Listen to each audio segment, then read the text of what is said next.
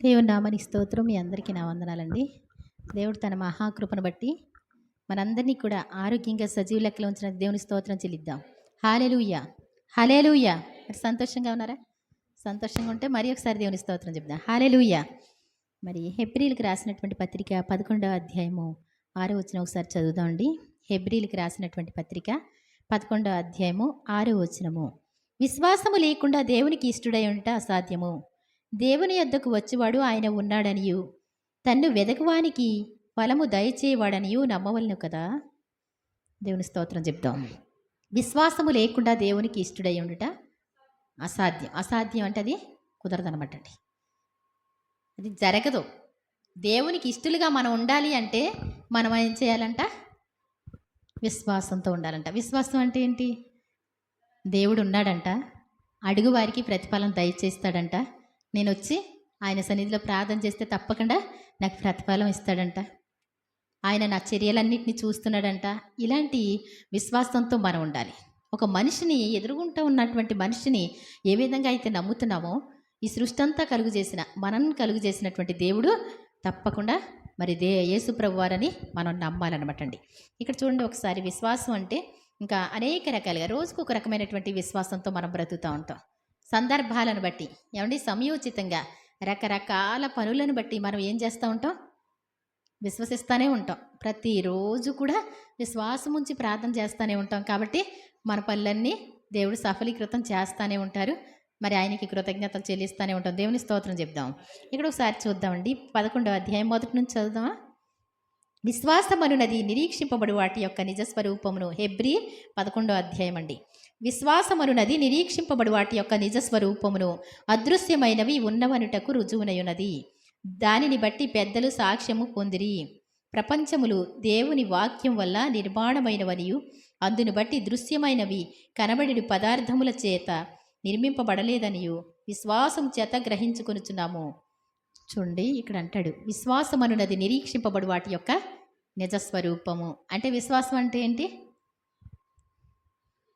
నిరీక్షింపబడు వాటి యొక్క నిజస్వరూపం. నువ్వు ఏదైతే కావాలని కోరుకుంటున్నావో, ఎలా అయితే జరుగుతుంది అని విశ్వసిస్తున్నావో, నీ మనసులో యోచిస్తున్నావో అది జరిగిపోద్ది అని. ఏమండి, కొంతమందికి దాన్ని ఏమంటారు? విశ్వాసం అంటారా అవిశ్వాసం అంటారా చెప్తురు. కానీ ఏంటది? నేను వెళ్తున్నాను, ఎలా ఉంటాను, నాకు మంచి లైఫ్ ఉంటుందో ఉండదో ఇలా అన్నారనుకో, దాన్ని ఏమంటాం? అవిశ్వాసం. నేను బాగుంటాను, దేవుడు నాకు సహాయం చేస్తారు, నాకు మంచి ఆరోగ్యం ఉంటుంది. ఏమండి, ఇదేమంటారు? విశ్వాసం కదా. దేవుడు తప్పకుండా ఏం చేస్తారు? ఆయన బిడ్డలకు మేలైంది మాత్రమే ఇస్తారు. మనల్ని ప్రేమించిన వాడు మనకున్నారు, మనకంటే ఎక్కువగా. ఏమండి, ఎవరు రాత్రి మాట్లాడతా ఒక అమ్మాయి చాలా భయంకరమైన పరిస్థితికి వెళ్ళిపోయింది. కోమాల్లో ఉండి బయటకు వచ్చింది. మరి కాలు వేళ్ళని తీసేశారని చెప్తే ఉసురు అనిపించింది నాకు. అది ఎవరు చేశారు అని చూస్తే వాళ్ళ అత్తగారు అనేది వెళ్తుందంటండి. కానీ ఎలా చెప్పగలుగుతాం మీరే చేశారు అత్తగారు అంటానికి? వాళ్ళు నన్ను చూడడానికి రావట్లేదు. వాళ్ళు చేశారు, మరి మీరే చేశారు అంటానికి లేదు, కానీ చెప్తున్నారు ఎవరు చూసినా అనేసాను. కొంచెం తెలిస్తే, ఎవరన్నా చేశారు అని తెలిస్తే మనం జాగ్రత్త పడగలంగా అంటే నేను అన్నాను, అలా కదమ్మా. మనం జాగ్రత్త పడడానికి, ఏమండి, మనం ఎలా జాగ్రత్త పడతామండి? ఏమండి, ఇప్పుడు అదేమన్నా ఎదురుగుంటే వస్తుందా? శోధన అనేటువంటిది ఎలా వస్తుంది? కనబడి వస్తుందండి. జ్వరం అనేటువంటిది కనబడి వస్తుందా? కీడు అనేటువంటిది కనబడి వస్తుందా? కనబడకుండానే వస్తాయి కదా. కానీ దాని నుంచి తప్పించుకోవడానికి గొర్రె తనంతట తానే కాపాడుకోలేదు, దానికి కాపరి కావాలంట. అందుకే అంటాడు యేసుప్రభు వారు, మీరు గొర్రెలు అంటారు. కాబట్టి గొర్రెలు ఎలా ఉండాలంట? ఎప్పుడూ మందగా ఉండాలంట. ఒక గొర్రె 2 గొర్రెలను పెంచుకోరు ఎవరు కూడా. ఏం చేస్తారు? మందగానే పెంచుకుంటూ ఉంటారు. వాటికి తప్పకుండా కాపరి ఉంటాడు కదా. యేసుప్రభు వారు చెప్పినవన్నీ కూడా మరి మనం గమనించగలుగుతాం అనమాట అండి. మనం చూసినట్లయితే దేవునికి ఇష్టంగా మనం ఉండాలి. అందరికీ ఎలా ఉంటుందండి? మనసు ఉందా అలాగా? దేవుడు నన్ను ఎంతో ఇష్టపడాలండి ఉంటుందా ఉండదండి? అందరికంటే నన్ను ఎక్కువ ప్రేమించాలని కోరుకున్నారు ఎప్పుడన్నా? కోరుకోలేదా? ఏమోలేండి, నన్ను ప్రేమిస్తున్నాడో లేదో. ఏమండి, నేనంతా అంత ఏం కాదులేండి, ఏదో గుర్తుపెట్టుకుంటే చాలండి. అంటే అర్థం ఏంటో తెలుసా? నీ మనసు ఆయన్ని పైన ప్రేమిస్తుందని అర్థం. నువ్వే అలా ఉన్నావు. నువ్వు అధికంగా ప్రేమించగలిగితే ఆయన కూడా నన్ను గమనించాలి అని కోరుకుంటావు. అంతే కదా. దేవుడు నన్ను బాగా ఇష్టపడాలి అనుకుంటే మనం ఏం చేయాలి? ఆయన్ని కూడా మనం బాగా ఇష్టపడితేనే అప్పుడు అర్థమవుతుంది. ఆయన తప్పకుండా ఆయన నమ్మిన వారిని ఆయన ఎరుగును. ఆయన కోసం ఎదురు చూసే వాళ్ళ కోసం దేవుడు ఏం చేస్తారు? ఆయన వస్తారు. నీకంటే ముందుగానే రెడీగా ఉంటారు. దేవుని స్తోత్రం చెప్దాం. మనం పట్టించుకోకుండా తిరుగుతూ ఉంటాం అనమాట అండి. కాబట్టి విశ్వాసం అన్నది నిరీక్షింపబడు వాటి యొక్క నిజ స్వరూపము అదృశ్యమైనవి ఉన్నవనడానికి రుజువునై ఉంది. దాని ద్వారా మరి ప్రపంచములన్నీ కూడా దేవుడు ఏం చేశారంటే ఇలా ఉంటే బాగుండు, ఇలా ఉంటే బాగుండు, ఇలా ఉంటే బాగుండు అని ఊహించి ఆయన కలుగునుగాక అంటే మనసులో ఉన్నదంతా కూడా ఆయన మనసులో ఈ విధంగా ఊహించారు, అలా వచ్చేసినాయి. అర్థమవుతుందండి. కాబట్టి మనం విశ్వాసం కలిగిన వారిగా ఉండాలని దేవుని వాక్యం సెలవిస్తూ ఉంది. చూడండి ఇంకొంచెం. విశ్వాసమును బట్టి హేబెలు కయ్యని కంటే శ్రేష్టమైన బలి దేవునికి అర్పించెను. దేవుడు అతని అర్పణలను గూర్చి సాక్ష్యం ఇచ్చినప్పుడు అతడు ఆ విశ్వాసమును బట్టి నీతిమంతుడని సాక్ష్యం పొందెను. ఏంటంటండి? హేబెలు కయ్యని కంటే శ్రేష్టమైనటువంటి బలి అర్పించాడు. అంటే వాళ్ళకి ఆదాము హవ్వలకి ఫస్ట్ పుట్టిన వాళ్ళు కయ్యేను, తర్వాత హేబెలు. ఇంకెవరైనా మనుషులు ఉన్నారా ప్రపంచంలో? ఇంకెవరూ లేరు. అసలు దేవునికి అర్పించడం అనేటువంటిది కూడా వాళ్ళకి తెలుసో తెలియదు కానీ వాళ్ళ నాన్నగారు వాళ్ళ అమ్మగారు ఆదాము హవ్వలు చెప్పారు, దేవుడు వస్తారు, అంగీకరిస్తారు, ఇలా బలి అర్పిస్తే అని చెప్పి ఉంటారు. అప్పుడు ఏం చేశారు అంటే వాళ్ళు దేవునికి అర్పణలు తీసుకురావద్దామని అన్నదమ్ములు ఇద్దరు మాట్లాడుకున్నారంటండి. ఎవరండి? కయ్యేను హేబెలు, ఆదాము యొక్క పిల్లలు. ఏమండి? వాళ్ళిద్దరూ తీసుకొస్తా ఉన్నారు. అయితే ఈ కయ్యేను అనేటువంటి వ్యక్తి ఏం చేశాడు అంటే ఏమండి తను వ్యవసాయస్తుడు. కాస్తంత ఒరే తమ్ముడు నువ్వేం తీసుకొస్తున్నావు అంటే ఏం తీసుకొస్తున్నానంటే తన పశువుల కాపరి అనమాట అండి. హేబెలు పశువుల కాపరి. తనంటండి శ్రేష్టమైనవి తొలుచూళ్ళ పుట్టినవి బలంగా ఉన్నాయి తీసుకొచ్చాడు, ఏరుకొని దేవుడికి మంచిది ఇవ్వాలి అని. ఎవరు? హేబెలు. కయ్యేను అంటండి వెళ్ళిపోయి ఏం చేశాడు? ఒక మూటలో ఉన్నాయి కాసంత పోసుకొని తీసుకొచ్చేసాడు అంటండి. ఏమండి అర్థమవుతుందా నేను చెప్పేది? తీసుకొచ్చి అక్కడ పెట్టారు. పెట్టేసరికి ఆకాశం నుండి అగ్ని వచ్చి ఈ యొక్క హేబెలు గారి అర్పణ మాత్రం దహించేసింది. కయ్యేను గారి అర్పణ మాత్రం పట్టించుకోలే. ఏమంటే దేవుడు ఏమైనా మోమాటం కలిగినటువంటి వాడా? కాదు కదా. అంతే. అసలు తను దహించిపోతే ఎంతో సంతోషంగా దేవుడు అంగీకరించారని అర్థమైంది తనకి. కయ్యేనికి కూడా అర్థమైంది. ఏం చేశాడు? వెంటనే కోపం వచ్చేసిందంటండి. సమయం కనిపెట్టి వెంటనే తమ్ముడిని చంపేశాడు. అర్థమవుతుందండి. విశ్వాసమును బట్టి హేబెలు కయ్యేను కంటే కూడా శ్రేష్టమైన బలి అర్పించాడు. శ్రేష్టమైన అనేటువంటిది దేవుని దృష్టికి అది యోగ్యమైంది. మనం శ్రేష్టత అనేటువంటిది కావాలి. ఏది చూసినప్పుడు కూడా మనం మనుషులకైతే శ్రేష్టమైన చేస్తాం కానీ దేవునికి ఎందుకని ఏది చేయలేని పరిస్థితి. అప్పుడే వచ్చేస్తుందండి పండుగ. ఏమండి అప్పుడే విశ్రాంతిని వచ్చేసిందండి. అనిపిస్తుందా? ఏమండి అనిపించదా? అయ్యి బాబోయ్ అప్పుడే విశ్రాంతి ఇలాగ చూస్తే ఇలాగ వచ్చేస్తుంది అంతే. ఎలాగెళ్ళాలో ఏంటో. ఏమండి అసలు ఇది అడవిలో కట్టారు ఎక్కడో. ఏమండి ఎంతమంది అది అయిపోతుంది అందరికీ. అవునా కదా. కాబట్టి మనం ఏం చేయాలి? విశ్వాసంతో శ్రేష్టమైందిగా ప్రభా ఈ లోకంలో నేను బ్రతుకున్నంతకాలం నాకు అవకాశం ఇవ్వండి, నేను మరి నీ సన్నిధికి వెళ్ళాలి, నాకు వాహనాలు ఏదో ఒక వాహనం సిద్ధం చేయండి, నా జీవనోపాధి కూడా అనుకూలంగా మార్చండి అని చక్కగా దేవుణ్ణి అడుగుతూ ఏం చేస్తారు ఆయన? ఎంతకాలమో బ్రతకమండి ఈ లోకంలో, కొంతకాలమే బ్రతుకుతాం. అప్పటి వరకన్నా కాస్తంత కొన్ని వారాలన్నా వెళ్ళాలి కదా దేవుని సన్నిధికి. కొంతైనా పనులు దేవుని సన్నిధిలో మనసారా పనులు చేస్తే ఏం చేస్తాడు? రేపొద్దుట బంగారపు వీధుల రాజ్యం ఉంటుంది అక్కడ. ఏమండి అంతేగాని ఉత్తి చేతులతో వెళ్ళిపోయి నిలబడదాంలే. ఏమండి ఉత్తి చేతులతో వెళ్ళిన వాళ్ళు ఏంటి?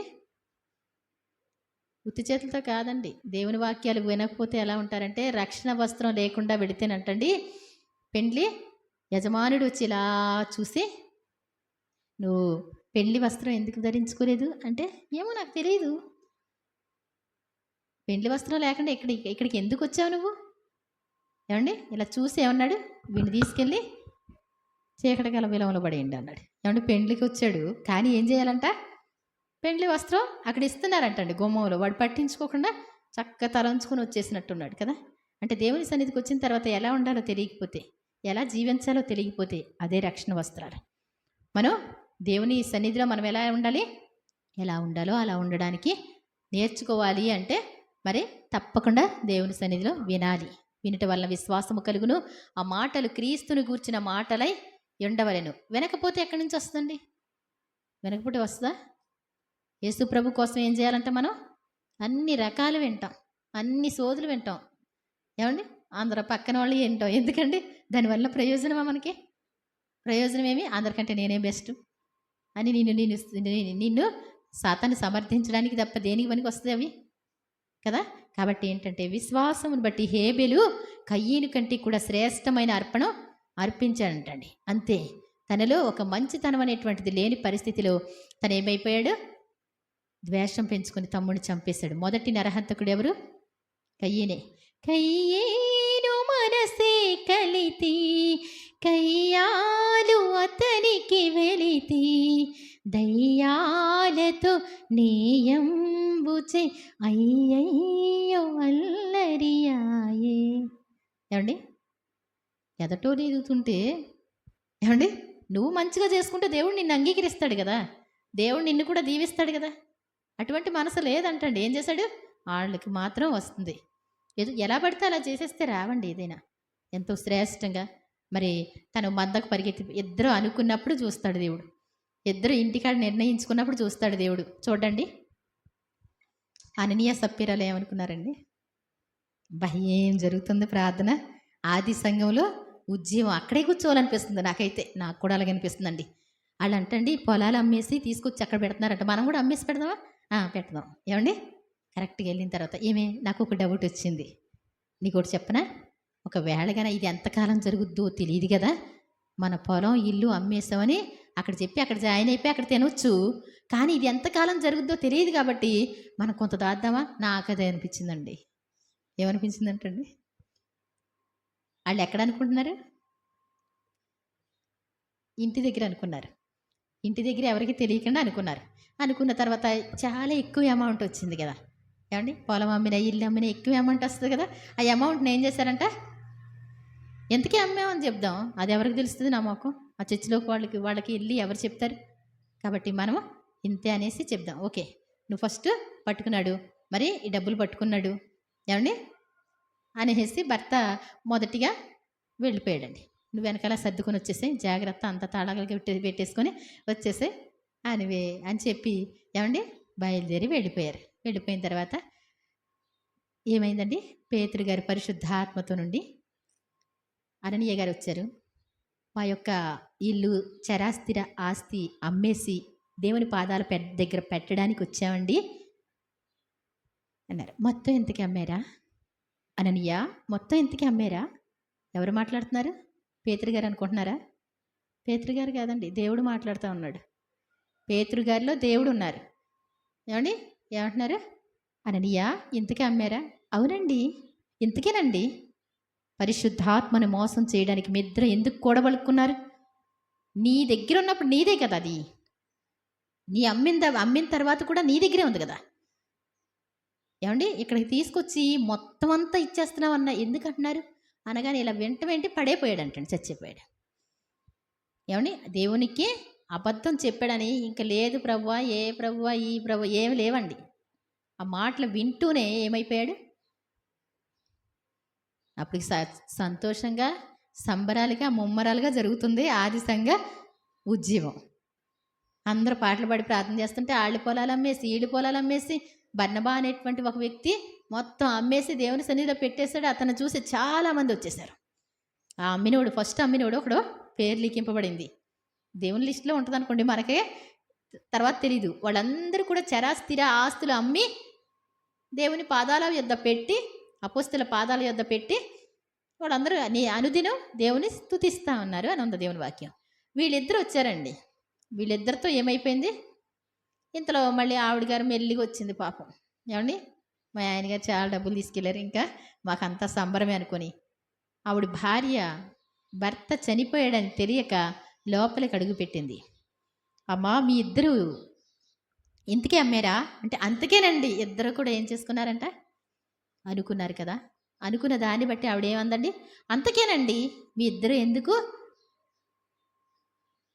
కూడబలుక్కున్నారు, ఎందుకు ఇలాగా దేవుని మోసం చేయాలనుకున్నారు?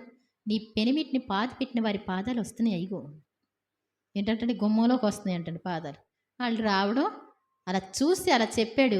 నిన్ను కూడా మోసుకుపోతారంటే ఆవిడేమైపోయింది, చాలా జాగ్రత్త. దేవుని దగ్గర ఎలా అంటే, మనకి ఆశీర్వాదం రావాలి, దీవెన రావాలి అని కోరుకునేటువంటి మనం మరి విత్తేటువంటి విత్తనాలు ఏదైనా సరే మనుషులకి ఇస్తే ఒకవేళ దానివల్ల ఫలితం ఉంటే ఉండవచ్చు, లేకపోతే లేవచ్చు. కానీ దేవుని దగ్గరికి వచ్చినప్పుడు శ్రేష్టమైనవి ఏంటంటండి, శ్రేష్టంగా ఉండాలి. అంతేగాని అడుగో బుడుగో అసలు ఏమున్నాయి నా మొహం ఉన్నాయిలే ఏమండి, ఇలా కాదు. దేవుడు ఏం చేశారు, శ్రేష్టమైంది అర్పించు అని చెప్పారు అనుకోండి, అర్పించకపోతే ఏమవుద్ది ఏమండి, ఏమనడు, సైలెంట్గా ఉన్నట్టు ఉంటారు. కానీ పరలోక రాజ్యంలో నీకు ఫలితం ఉండదు, ఈ లోకంలో కూడా ఫలితం ఉండదు.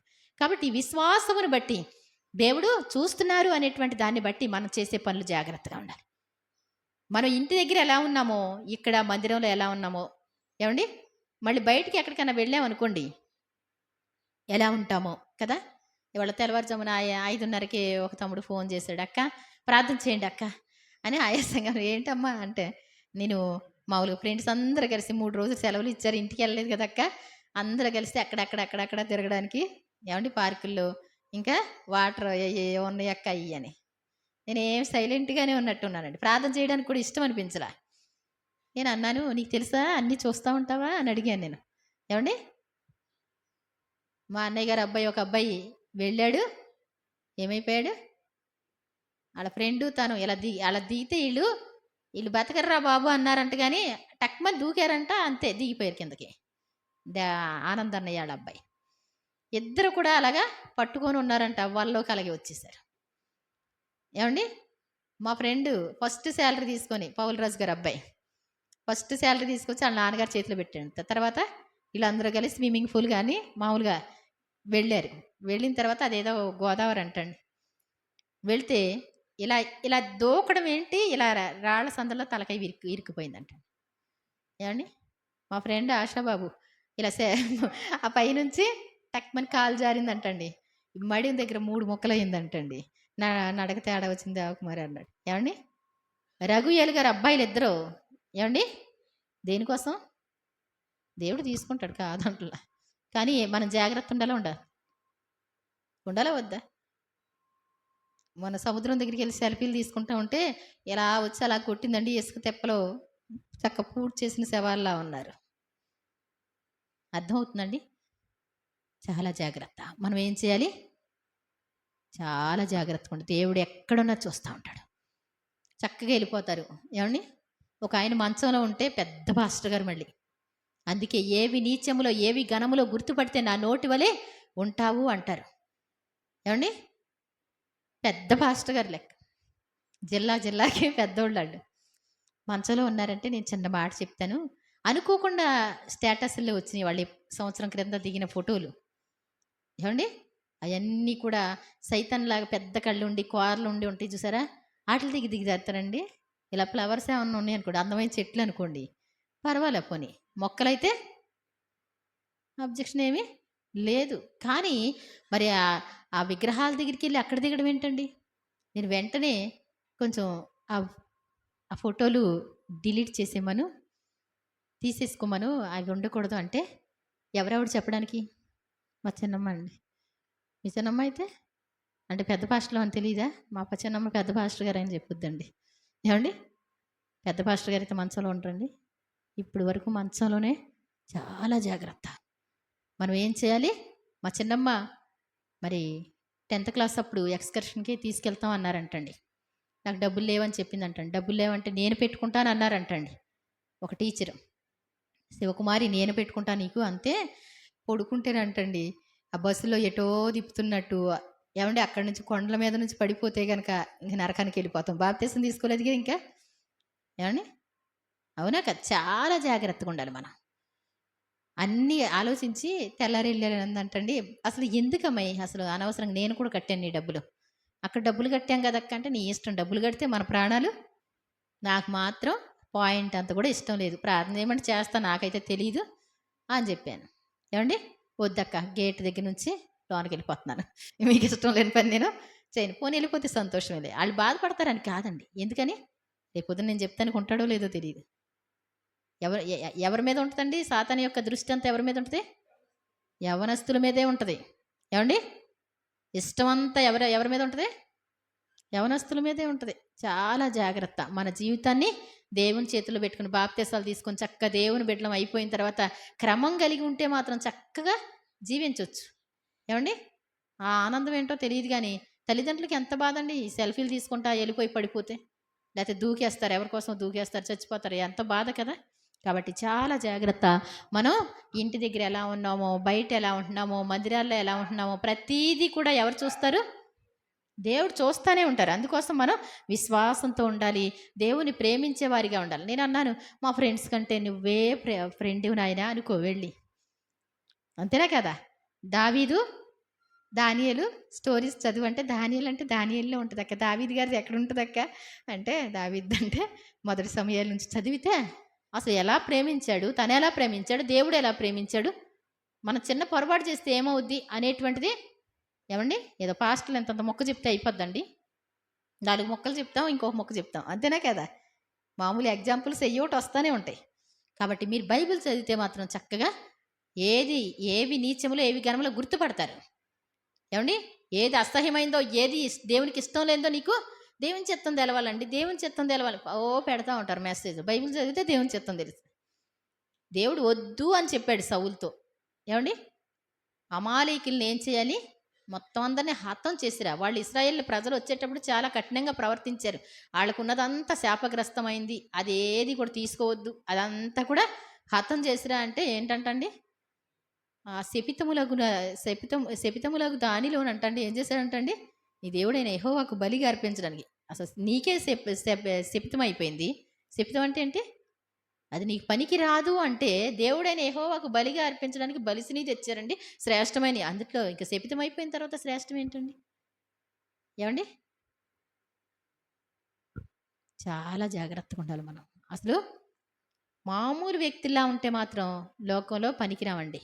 మనం జాగ్రత్త కలిగినటువంటి వారిగా ఉండాలి. ఆ తర్వాత చూడండి, విశ్వాసము ద్వారా మరి తను మాట్లాడతాడు. మృతునంది విశ్వాసం ద్వారా మాట్లాడుతున్నాడు. విశ్వాసం బట్టి హనోకు మరణము చూడకుండాట్లు కొనిపోబడెను. అతడు కొనిపోబడక మునుపు దేవునికి ఇష్టడై ఉండెనని సాక్ష్యం పొందెను. దేవుని స్తోత్రం చెప్దాం. విశ్వాసమును బట్టి దేవునితో ప్రతిరోజు దేవునితో సమయం గడిపేవాడు అంటండి. దేవుడు వచ్చేవారంటండి. అంటే దేవుడు మనిషిలాగా వచ్చేసి వెనకాల తిరుగుతూ ఉంటాడు అనుకుంటున్నారా? అది అనుకుంటున్నారా? అలా అని కాదు. ఆయన వచ్చి మోకరిస్తాడు. ఆయన తన హృదయంలో మాట్లాడుతూ ఉంటారు. ఏమండి, ఆయన మాట్లాడుతూ ఉంటే తన మనసు మారి ఆ విధంగా, ఓహో దేవుడు నా కోసం దిగి వచ్చేస్తే నేను కూడా ఆయనతో పాటు చెలకలోకి తోటలోకి వెళ్దును. అలా కాదండి. ఏమండి, హనోక్ గారు ఏం చేసేవారు, ఆయన కోసం మోకరించి ప్రార్థన చేస్తూ ఉంటే ఆయన వస్తే అది దేవునితో సహవాసం అంటే. ఆ తర్వాత ఆయన యొక్క స్వభావం వచ్చి మరి ఏమండి, హనోక్ గారు భూమంతా కూడా చెడిపోయినప్పటికీ కూడా తను దేవుడు అతన్ని కొనిపోయాడంట. 300 సంవత్సరాలు దేవునితో కూడా నడిచాడంట. దేవుని స్తోత్రం చెప్తాం. దేవుడు అతనిని కొనిపోయాడంటండి. ఈ లోకంలో ఎవ్వరు లేనంత నీతిగా ఉండొచ్చు. హనోక్ గారు అంటే ఎలాగా, శరీరంతో కొనిపోవడం అంటే మాటలండి అసలు. అలా నడుచుకుంటూ వెళ్ళిపోయి అందరూ చెప్తారు, ఎలా చెప్తారు అంటే, దగ్గరికి వచ్చేస్తాం కదా, ఇంక నువ్వు వద్దులే వెళ్ళొద్దులే అన్నారంటండి. అంటే ఇంకా ఈ భూలోకం అంతా చెడిపోయినటువంటి పరిస్థితి, దేవుడే వదిలిపెట్టుకోలేనటువంటి పరిస్థితి, తనని వెనక్కి పంపించడానికి ఇష్టపడక తన ఇంటికి తను తీసుకెళ్ళిపోయినటువంటి అభ్యంతరం ఏమీ కూడా తనకి లేదనమాట. కాబట్టి అసలు నిజంగా దేవుడు గొప్ప దేవుడు. ఆయన యందు విశ్వాసం లేకుండా దేవునికి ఇష్టలుగా ఉండలేమనమాట అండి. ఇంకా నేను ఇవన్నీ కూడా అండర్లైన్ చేసుకున్నాను. తర్వాత చూడండి, విశ్వాసం లేకుండా దేవునికి ఇష్టడేంట అసాధ్యం 6వ వచనంలో. ఆ తర్వాత చూడండి, విశ్వాసమును బట్టి నోవహు అది వరకు చూడనటువంటి సంగతులను గూర్చి దేవుని చేత హెచ్చరింపబడి భయభక్తులు గలవాడై తన ఇంటి వారి రక్షణ కొరకు ఒక వాడను సిద్ధము చేసెను. అందువలన అతడు లోకం మీద నేరస్థాపన చేసి విశ్వాసమును బట్టి కలుగు నీతికి కారకుడు ఆయన. దేవుని స్తోత్రం చెప్తామండి. విశ్వాసమును బట్టి అప్పటి వరకు కూడా వర్షం అంటే కురవలేదంటండి. ఇప్పుడు వరకు మనకి అగ్ని కురుస్తదంటే ఎవరైనా నమ్ముతారా? పట్టించుకోరు కదా! అక్కడక్కడ సునామీలు చూస్తా ఉన్నప్పటికీ కూడా అంతొచ్చేస్తదని ఊహించరు కదా! కాబట్టి అప్పటి వరకి కూడా వర్షం కురవలేదంటండి. ఇలా నేలలోంచి ఆవిరొచ్చి ఏవండీ? అలా తేమలా వచ్చి పంటలు పండాయంటండి. కానీ వర్షం వస్తదంట అంటే 120 సంవత్సరాలు ఓడను కట్టాడంటండి. ఏవండీ? 120 సంవత్సరాలంటే ఎక్కువ, తక్కువ? చాలా ఎక్కువ కదా! మనం ఒక 10 సంవత్సరాలు చేసామంటే చాలా ఎక్కువలా ఉన్నట్టుంటుంది. కానీ 120 సంవత్సరాలు ఓడని కడితే మరి పైనుంచి వర్షం వస్తదంట. మరి దేవుడు చెప్తున్నారు. మరి అందరూ ఈ ఓడలో ప్రవేశిస్తే అందరూ రక్షింపబడతారా అంట అంటే, ఒక్కళ్ళన్నా వచ్చారా అంటే ఆహ్, మరి ఇంక ఎవరు రాలేదంటండి. ఏవండీ? ఆ కొడుకులు, కోడళ్ళు అంతే. లోతు గారికైతే ఆ కూతుళ్ళు ఇద్దరు బయటకొచ్చారు. ఆ కూతుళ్ళకి పెండ్లాడనయ్యున్నటువంటి పెళ్లి కొడుకుల దగ్గరికెళ్ళి ఎంగేజ్‌మెంట్‌లయినియి. కుదుర్చుకున్న వాళ్ళు వాళ్ళ దగ్గరికెళ్తే నవ్వారంటండి. వాళ్ళు రాలా ఇంటికి. అర్థమైందంటేనే ఏవండీ? నోవాహు నిజంగా దేవుని చేత హెచ్చరింపబడి దేవుని స్తోత్రం చెప్దాం. దేవునితో ఎవరైతే సహవాసం చేస్తారో వాళ్ళకి దేవుడు వెళ్ళమని చెప్తారు, వద్దని చెప్తారు. నేను డబ్బులు కట్టేసాను కదక్కా అన్నాడు. ఏవండీ? ఒక రాజు కూడా వెండి, బంగారాలు ఇచ్చేస్తాడు. ఇంకొకళ్ళ సహాయం తీసుకోవడం కోసం. అప్పుడు ప్రవక్త చెప్తాడు, "ఆ వెండి, ఆ బంగారం గట్రా వదిలేసేయి. వాళ్ళొద్దు నీకు" అంటాడు. నేను కట్టాను కదా! అంటే అంతకంటే ఎక్కువగా చేస్తాడు దేవుడు నీకు. ఏవండీ? నీ ప్రాణం ముఖ్యమా? డబ్బులు కట్టింది ముఖ్యమా అండి? ఏవండీ? చాలా జాగ్రత్త. జ్ఞానం అనేటువంటిది ముత్యముల కన్నా అమూల్యమైంది. వెళ్ళకూడని చోట్లకి మనం వెళ్ళకూడదు. చేయకూడని పనులు చేయకూడదు. ఒక్కసారి చేసేసి అప్పుడు మళ్ళీ బాధపడటం మంచిది కాదనమాటండి. కాబట్టి నోవాహు విశ్వాసాన్ని బట్టి ఓడను నిర్మించి తను నీతికి వారసుడిగా నిలబడ్డాడనమాటండి. అలాగే చూడండి తర్వాత. అబ్రహాము పిలువబడినప్పుడు విశ్వాసమును బట్టి పిలుపునకు లోబడి తాను స్వాస్థ్యముగా పొందనయ్యున్న ప్రదేశమునకు బయలువెళ్ళెను. మరియు ఎక్కడికి వెళ్ళవలనో అది ఎరుగకయే బయలువెళ్ళెను. విశ్వాసమును బట్టి అతడును అతనితో ఆ వాగ్దానమునకు సమాన వారసులైన ఇస్సాకు, యాకోబు అనువారును గుడారముల్లో నివసించుచు అన్యుల దేశములో ఉన్నట్టుగా వాగ్దత్త దేశములో పరవాసులైరి. దేవుని స్తోత్రం చెప్తాం. ఏమండి? విశ్వాసాన్ని బట్టి అబ్రహాము ఏంటంటండి? అబ్రహామా అని దేవుడు పిలుస్తా ఉంటే, ప్రభువా అని ఆకాశంలో నుండి పిలుస్తా ఉంటే, నీ స్వదేశాన్ని, నీ ఇంటిని, నీ రక్త సంబంధులు మొత్తం వదిలిపెట్టేసి నేను చూపించే దేశానికి వెళ్ళావు. ఎందుకు ఎందుకు అలా వెళ్ళమన్నాడు దేవుడు? ఎందుకు వెళ్ళమన్నాడు చెప్పండి ఒకవేళ? మీరు ఎన్నోసార్లు వింటానే ఉన్నారు. నేను చాలాసార్లు చెప్తానే ఉంటాను ఈ విషయం కోసం. ఎందుకు వెళ్ళమని ఉంటాడు? ఏమండి? అబ్రహాముని ఎందుకు మీ స్వదేశాన్ని, మీ తండ్రి ఇంటిని వదిలిపెట్టేసి వెళ్ళిపో నేను చూపించే దేశానికి. నేను గొప్ప జనంగా చేస్తా. అక్కడ అన్ని ఆచారాలేనండి. అన్ని పద్ధతులేనండి. అక్కడికి రాకపోతే కుదరదు, ఇక్కడికి రాకపోతే కుదరదు, ఇక్కడికి వెళ్ళకపోతే కుదరదు. మొత్తం అంతా ఏంటంట? ఈడ సాంప్రదాయం, ఆడ సాంప్రదాయం, ఆడ సాంప్రదాయం, ఈడ సాంప్రదాయం. ఏమండి? మరి వాళ్ళు ఇల్లు కట్టుకోలేదంటండి. వాగ్దత్త దేశం అంటే ఏంటో తెలుసా? నీ స్వంతంగా ఇచ్చాడు, దేవుడే ఇచ్చాడు భూములన్నీ కూడా. కానీ మంచి గుడారాలు వేసుకున్నారంట. దేవుని స్తోత్రం చెప్దాం. నాకెప్పుడు కూడా గుడారం మీదే ఉండేదండి. ఎప్పుడు చూసినా మనసు మేము ఈ రూమ్ వేసుకోకముందు నాకు గుడారమే తిరుగుతూ ఉండేది. ఏమండి? అంటే ఈ లోకంలో మనకే గొప్ప గొప్ప ఇల్లు ఉండనవసరం లేదు. సింపుల్‌గా బ్రతికితే చాలు. దేవుడు ఆరోగ్యం ఇస్తే సింపుల్‌గా ఉంటే చాలు. మొన్న ఒక అతను అన్నాడు, "పెద్ద ఇల్లు కట్టండి అక్క, పైనేసేయండి అక్క, మేము వేసేస్తాం అక్క" అన్నాడు. ఇంకా చాలా బాబు ఇప్పటికే ఎక్కువైపోయింది అది. ఏమండి? ఇంక చేసే ఓపిక కాదు. ఇంకెందుకు నా మొఖం? ఏవండి? అన్నీ శుభ్రం చేసుకోవాలి ఇయన్నీ గదా! ఇంకెందుకు అయినా 10 ఇళ్లలో ఉంటామండి. విశ్వాసాన్ని బట్టి తండ్రి తండ్రి ఇంటిని సమస్తాన్ని వదిలిపెట్టి బంధువుల యొద్ద నుండి ఆ దేశాన్ని వదిలిపెట్టేసి బయలుదేరి వెళ్తారండి ఎవరైనా? అన్నీ వదిలిపెట్టేసి వచ్చేయంటే దేవుడు పిలిస్తే వస్తారా? చిన్న సంగతా? పైకి వినటం గాదు. ఒకసారి ఆలోచిస్తే అర్థమవుద్ది. ఏదన్నా వదిలిపెట్టమంటే ఎవ్వరు కూడా వదిలిరారు. వాగ్దత్త దేశంలో కూడా గుడారాల్లో నివసించారు. అబ్రహాము, ఇస్సాకు, యాకోబులు కూడా ముగ్గురు కూడా పెద్ద ధనవంతులు. అబ్రహాము అంటండి అక్కడ మహారాజులు, నీవు మాకంటే బలము గలవాడు. ఇస్సాకు దగ్గరికి వచ్చి మాకంటే బలం కలవాడు. యాకోబు అబ్బో ఇత్తనే ఐశ్వర్యానికి లెక్కలేదు. దేవుని స్తోత్రం చెప్దాం. కానీ ఎలా ఉన్నారంట వాళ్ళు? గుడారాలు వేసుకున్నారు. ఎంత యుద్ధశూరులో తెలుసండి. అసలు అబ్రహాము యుద్ధశూరుడు, నార్మలోడు కాదు. లోతును మొత్తం పట్టుకుపోయారు అంటే 5 రాజులకి కూడా 5 రాజుల్ని గెలిచి పట్టుకుపోయినటువంటి వాళ్ళ దగ్గర మొత్తం సమస్తం ఓడబెరికి 318 మంది అలవర్చినటువంటి సైనికులు ఉండేవారంట తన దగ్గర. మామూలు వాడు కాదు. దేవుని స్తోత్రం చెప్దాం. ఎంట పుట్టి అలవర్చబడినటువంటి వాళ్ళు యుద్ధ సైనికులు అంటే లేవడమే అనమాట. అంత బలాఢ్యం. కాబట్టి నిజంగా వాళ్ళు ఎంత ఉన్నప్పటికీ కూడా దేవుని దగ్గర ఎలా ఉన్నారు? ఎంతో తగ్గించుకొని ఉన్నారు, ఎంతో ఓపికతో ఉన్నారు. దేనికోసం ఉన్నారు అంటే పునాదులు కలిగినటువంటి ఆ పట్టణంకి. ఏమండి? అబ్రహాము విశ్వాసముతో స్వదేశం విడచెను, పునాదులు గల పట్టణముకై వేచి జీవించెను. అబ్రహాముకు చాలిన దేవుడ నీవేనయ్యా. ఏమండి? అబ్రహాము దేవుడు, ఇస్సాకు దేవుడు, యాకోబు దేవుడు. నిజంగా దేవుడిని ప్రేమించగలిగితే ఇదంతా కూడా లోకమంతా ఏంటి? బంధకాలు అన్నీ కూడా. ప్రతిదానికి వెళ్ళకపోతే బాగోదు, వెళితే బాగోదు, శిష్టాలే అది అయిపోతే బాగోదు. మనుషుల కోసం బ్రతకడానికే వాళ్ళ జీవితం అయిపోద్ది. దేవుని కోసం బ్రతకడానికి మాత్రం ఏమాత్రం నిర్ణయాలు ఉంటాయండి? ఉంటాయా? మేము ఉన్నామండి అలాగే దేవుని కోసమే ఉన్నామన్నా వాళ్ళు దేవుని స్తోత్రం చెప్పండి. దేవుని స్తోత్రం చెప్దాం. హల్లెలూయా. నేను దేవుని కోసమే బ్రతుకుతాను అన్నవాళ్ళు ఇంక అక్కర్లేదండి. మనుషుల కోసం అక్కర్లేదండి. మనుషులకు కుదిరితే వెళ్ళొచ్చు, కుదరకపోతే మానేచ్చు. అమ్మ నాకు కుదరలేదు, రావాలి. అంతేనా కాదండి? అవునా? ఎంతమంది దగ్గరికైనా వెళ్తామండి? ఏమండి? కుదిరితేనే కదా. ఏదో మాకు సంఘం అంటే పర్వాలేదు, అందరు సంఘాలు పిలిస్తే వెళ్ళిపోతూ ఉంటామా? ఎక్కడ సరిపోతాం మనం? ఏసన్న గారు చెప్తా ఉండేవారు, చిన్న చిన్న ప్రార్థనలన్నీ మీరు చేసేసుకోండి. కొందరు చిన్నపిల్లల చేష్టలాగా ఏంటంటే గోడ కడితే, గుమ్మం ఎత్తితే, కిటికీ పెడితే, జ్వరం వస్తే, జలుబు వస్తే అని చెప్తున్నాడు ఆయన. ఏమండి? అవన్నీ ఏం చేసేసుకోవాలంట? వాళ్ళు ఎదిగిపోవాలి, వాళ్ళే పక్కన వాళ్ళకి చేసేలాగా వచ్చేయాలంటండి. అంతే కదా. వాళ్ళు కూడా చేయడం మొదలు పెడితే ఏమవుద్ది? నమ్మిన వారి వల్ల ఈ సూచక్రియలు కనపడితే వారి రోగుల మీద చేతులు ఉంచితే బాగుపడతారంటారు. మన విశ్వాసం అనేటువంటిది ఎలా అంటే పరలోక రాజ్యం మీదే మనసు పెట్టుకోవాలి. పరలోక రాజ్యం కోసమే మనం చూసుకోవాలన్నమాట అండి. ఆ తర్వాత చూద్దాం.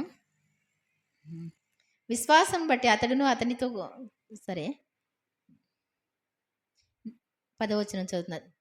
ఏలయనగా దేవుడు దేనికి శిల్పియు నిర్మాణకునై ఉన్నాడో పునాదులు గల ఆ పట్టణం కొరకు అబ్రహాము ఎదురు చూచండి. విశ్వాసమును బట్టి శారాయి వాగ్దానం చేసిన వాడు నమ్మదగిన వాడిని ఎంచుకుని గనుక తాను వయస్సు గతించినదన్ను గర్భము ధరించుటకు శక్తి పొందెను. దేవుని స్తోత్రం చెల్లిద్దామండి. మరి ఆ తర్వాత అందుచేత మృతతుల్యుడైన ఆ యొక్కని నుండి సంఖ్యకు ఆకాశ నక్షత్రములని సముద్ర తీరమందలి లెక్కింప శక్యము కాని ఇసుక వలెను సంతానము కలిగెను. ఎవరి విశ్వాసాన్ని బట్టి? శారా విశ్వాసాన్ని బట్టి అంటండి. శారా విశ్వాసాన్ని బట్టి ఏమైందంటండి? మృతతుల్యమైపోయినట్ట. అంటే ఇక అసాధ్యం అసలు. ఏమంటే 90 సంవత్సరాలు వచ్చిన తర్వాత పిల్లలకి అంటారండి ఎవరన్నా? తనకి జస్ట్ నవ్వింది అంతే తప్ప, ఏమండి మరుసటికి ఈ టైంకి వస్తాను అని చెప్పినప్పుడు నవ్వింది. శారా నవ్వలేవలా? యెహోవాకు అసాధ్యమైంది ఏదైనా ఉన్నదా అన్నాడు. నేను నవ్వలేదు అంది. నువ్వు నవ్వావు అన్నాడు ఆయన. ఏమండి? కానీ ఒక విషయం ఏంటంటే తన నమ్మిందో లేదో పరీక్షించేవాడు ఎవరు? దేవుడే. ఆమె నమ్మింది కాబట్టి నమ్మినటువంటి టైంలోనే ఆయన కార్యం చేయగలరు. 90 సంవత్సరాలు వచ్చి వద్దులేండి, ఇంక అక్కర్లేదండి, ఇప్పుడు ఎందుకండి, ముసలోళ్ళు అయ్యాక మాకెందుకండి, మేము ఏమన్నా చూసుకోగలమండి? ఏమండి? ముసలోళ్ళు అయ్యాక ఇంకేం చూసుకుంటామండి? అక్కర్లేదండి. ఏమంటారు? దేవుడి దగ్గర ఏమంటారు? అక్కర్లేదండి, ఇప్పుడు దాకా చూసామండి, అయిపోయిందండి, మాకు ఆశ కూడా అయిపోయిందండి, పెంచే ఓపిక కూడా. చాలామంది ఇలాగే మాట్లాడుతూ ఉంటారు. అసలు విశ్వాసం లేకుండా ఎలా జరుగుతాయి కార్యాలు నాకు అర్థం కావు. ఏమండి? 2-3 నెలల మంచంలో ఉంటే ఇంక అయిపోయిందే అన్నట్టు ఫీల్ అయిపోతూ ఉంటారు. జీవితం అంతా కూడా సంతోషంగానే గడిపేశారు. ఇప్పుడు 2-3 సార్లు వచ్చి పాస్టర్ గారు వచ్చి, ఏమండి రాత్రి ప్రార్థన చేశారు, ఏం జరిగినట్టు అనిపించలేదండి, ఒక రోజుకి అయిపోద్దండి. ఏమండి? ఒక రోజుకి అయిపోద్దండి. చాలా జాగ్రత్త. మనం ఏం చేయాలి? విశ్వాసం ఉందా లేదా చూస్తాడు, పరీక్షిస్తాడు దేవుడు. ఆవిడ 90 సంవత్సరాలకు కూడా విశ్వాసాన్ని బట్టి, ఏమండి, మృతతీయుడైనటువంటి తన భర్త నుంచి ఆకాశ సైన్యం లాంటి ఏమండి, ఇసుక రేణువులు లాంటి సముద్ర తీరం అందులో ఇసుక రేణువులు లాంటి సంతానం కలిగిందంటండి. దేవుని స్తోత్రం చెప్దాం. అది విశ్వాసం. తన్ను కూడా రాయించడానికి దేవుడు ఇష్టపడ్డారు. కాబట్టి ఆ తర్వాత చూడండి, అది 13వ వచనంకి వచ్చేద్దాం. వీరందరూ ఆ వాగ్దాన ఫలము అనుభవింపకపోయినను దూరం నుండి చూసి వందనం చేసి తాము భూమి మీద పరదేశమును యాత్రికులమై ఉన్నామని ఒప్పుకొని విశ్వాసము గలవారే మృతినందుడు. దేవుని స్తోత్రం చెప్దాం. వీళ్ళందరూ ఏం చేశారంటండి? ఏం చేశారు తెలుసా? దూరం నుంచి పరలోకం చూశారంట. దేవుని స్తోత్రం చెప్దాం. ఏమండి, పరలోక రాజ్యంలో అడుగు పెట్టకపోయినప్పటికీ పరలోకం చూశారు, కనాను దేశాన్ని చూశారు. వీళ్ళందరూ ఏం చూశారు? ఇంకా అడుగు పెట్టలేదు అక్కడికి. అయినప్పటికీ కూడా ఎత్తైన ప్రదేశంలోకి తీసుకెళ్ళి దేవుడు చూపించేది. ఇదంతా నీ సంతానానికి ఇస్తానంటే ఎంతో సంతోషపడ్డారు. ఈ పరలోకం అంతా నీకోసమే, నీ పిల్లలు ఉంటారు ఇక్కడ. ఏమండి, వాళ్ళు నమ్మారంటండి. దేవుని స్తోత్రం చెప్దాం. మనం నమ్ముతున్నామండి పరలోక రాజ్యం అండి. పరలోకం అంటే టేక్ ఇట్ ఈజీగా అనుకుంటున్నారా? ఏమండి, ఎవడు కోట్ల రూపాయలు భూలోకంలో ఉన్నటువంటి తన సంపద అంతా ఇచ్చినా ఎవడు వెళ్ళటానికి కుదరదండి. విశ్వాసం లేకుండా ఎవడు కూడా వెళ్ళలేరు. యేసుప్రభు లేకుండా, యేసుప్రభుని అంగీకరించకుండా ఈ భూమి మీద మనం ఎవరు వాళ్ళ పక్షాన వెళ్ళిపోయి ప్రార్థన చేసేద్దామండి, వాళ్ళు ఇప్పుడు దాకా నమ్మలేదంటే కుదరదండి. వాళ్ళు రావాలి దేవుని సన్నిధిలో. ఏం చేయాలి? మోకరించాలి. ప్రభువా, నీవు నిజమైన దేవుడు నాయన. ఏమండి, అసలు నాకు వేరే అని కాదండి, అసలు పర్ణశాల పండుగ పాటలు పాడితేనే ఏడుపు వచ్చేస్తా అనిపిస్తుంది. ఏమండి కాదా? మహామహిమ వదిలిపెట్టేసి ఏమండి అంత త్యాగం చేయడానికి వస్తే ఏమండి మాటలండి, అసలు శిలువ మరణం అంటే అసలు ఊహించలేము. అసలు యేసుప్రభు ఎంత తగ్గించుకొని అసలు చిన్నివాడిగా వస్తే పరలోకంలో దూతలందరూ ఆయన చూడాలనుకున్నారంట. దేవుని స్తోత్రం చెప్దాం. అంత మహామహిమతో ఉన్నటువంటి ఆయన అన్ని రిక్తిని చేసుకొని వస్తే మనకు పండగే, సంతోషమే కాదంట్లా. ఆ సంతోషం దేనికి? నిన్ను ధనవంతునిగా చేయడం కోసం. మనల్ని మన దరిద్రత తీసివేసి ఆయన వస్త్రహీనుడిగా మారాడంటండి శిలువ మీద. ఏమండి, మన రోగాలన్నీ ఆయన భరించాడంటండి. అందుకే చిన్న ప్రార్థన చేస్తే ఎక్కడికి పోతుందండి నీ రోగం, నీ నొప్పి, నీ బాధ, నీ మరణం ఎక్కడికి పోతుంది? మాటలు కాదండి, అంత ప్రేమించాడు దేవుడు. అది నమ్మట్లేదు అందరికీ అర్థం కాని పరిస్థితిలో ఏదో టేక్ ఇట్ ఈజీగా కుదిరితే వెళ్దాం, లేకపోతే లేదు. చాలా జాగ్రత్త. కొన్ని రోజులు మాత్రమే ఇక్కడ ఉంటాం. సంతోషంగా దేవుని గణపరుస్తూ ఉంటే పరలోక రాజ్యంలో గంతులు వేస్తాం అక్కడ. లేదు అంటే నరకంలో యుగ యుగాలు ఉండాలి. ఒక్కనాటి సుఖం కాదండి. ఒక్కనాటి ఏమండి, దేనికోసం ప్రక్కన వాళ్ళ కోసం మనం పట్టించుకునే అవసరం. ప్రక్కన వాళ్ళు ఇలా ఉన్నారు, అలా ఉన్నారు కాబట్టి నేను కూడా ఇలా చేద్దాం అనేటువంటిది వద్దు. భక్తులు ఎలా ఉన్నారో వాళ్ళు అడుగుజాడులో అడుగు వేయడం. యేసు ప్రభు ఎలా అడుగు వేశారో అదొక్కటే. యేసు ప్రభు ఒక్కడే హీరోగా చేసుకోవాలి. నేను చాలామంది కుర్రోళ్ళకి చెప్తా, ఒక్కసారి చెప్తా, 2 సార్లు చెప్తాను. వినగలిగితే సరే, లేకపోతే వదిలేస్తాను. మళ్ళీ మాట్లాడడానికి కూడా కొంచెం కష్టంగానే ఉంటుంది కదా. విన్నప్పుడు ఎందుకండి ఎవరైనా, ఇప్పుడు గేటు దగ్గరికి బ్యాగ్ తగిలించుకొని గేటు దగ్గరికి వచ్చాడు అబ్బాయి, వెనక్కి వెళ్ళాడు అనుకోండి, ఇంకోసారి ఏదైనా చెప్పగలుగుతాం. బాబు నీ యొక్క ప్రొఫైల్లో పవన్ కళ్యాణ్ పెట్టారనుకోండి, ఏమండి పెడతా ఉంటారు, రామ్ చరణ్, పవన్ కళ్యాణ్, లేకపోతే ఇంకో హీరోని పెడతా ఉంటారు. పాపం మీకు కష్టం వచ్చినప్పుడు విడిపించారు వాళ్ళు. ఏమండి ఎంత కాలు ఎగరేస్తారు వాళ్ళ కోసం. నీకు శ్రమ వస్తే తెలుస్తుంది. అప్పుడు వాళ్ళు ఏం చేయరు, ఏదో ఆరోగ్యంగా ఉన్నంతసేపు గంతులేస్తారు. వాళ్ళని బట్టి చాలా చేస్తాయి. మన రోల్ మోడల్ అంటే ఎవరు ఉండాలి? చాలా సాతాను ప్రవేశించి వాళ్ళ బట్టలు కానీ వాళ్ళ టైప్ కానీ ఎలా మారిపోతుంది? పక్కా సాతాన్ని చూసినట్టు అనిపిస్తుందా మీకు? ఏమండి, చేతికి చక్కటి కడియాలు పెడతారు కదా, కడియాలు పెట్టుకుంటారు, రకరకాల తాళ్ళు కడతారు. ఏం కాదండి, ఫ్రెండ్షిప్ తాడేనండి, ఏదో ఉత్తి తాడేనండి, అందంగా ఉంటుంది అన్నట్టు. ఎర్ర తాడు కడితే అందంగా ఉంటుందండి? పూసలు అయ్యో కడతారు. ఆడేవిడ బల్లి ఉడుకున్నట్టు హెయిర్ స్టైల్. ఏమండి, హెయిర్ స్టైల్ అలాగా బల్లి నెత్తి మీద పడుకుంటే ఎలా ఉంటుందో అలాగనమాట. ఏమండి, మొత్తం చిరిగిపోయిన ప్యాంట్లే, నలిగిపోయిన డ్రెస్సులే, తల స్నానం చేసిన తర్వాత ఇల్లా అంటే నేను దువ్వరనుకున్నాను, దువ్విన తర్వాత ఇల్లా కానీ ఇల్లా చెరిపేస్తారనమాట. ఏమండి, బాగుంటారండి. అదేమందో నాకేం అర్థం కావట్లే కదా. మరి చాలా జాగ్రత్త, దారుణమైన పరిస్థితికి వచ్చేసింది. మనం ఎవరిని ఫాలో అవుతున్నాం? యేసు ప్రభువుని ఫాలో అవుతున్నామా? వాక్యానుసారంగా ఉంటున్నామా? లోక మోడల్స్లో ఉంటున్నామా?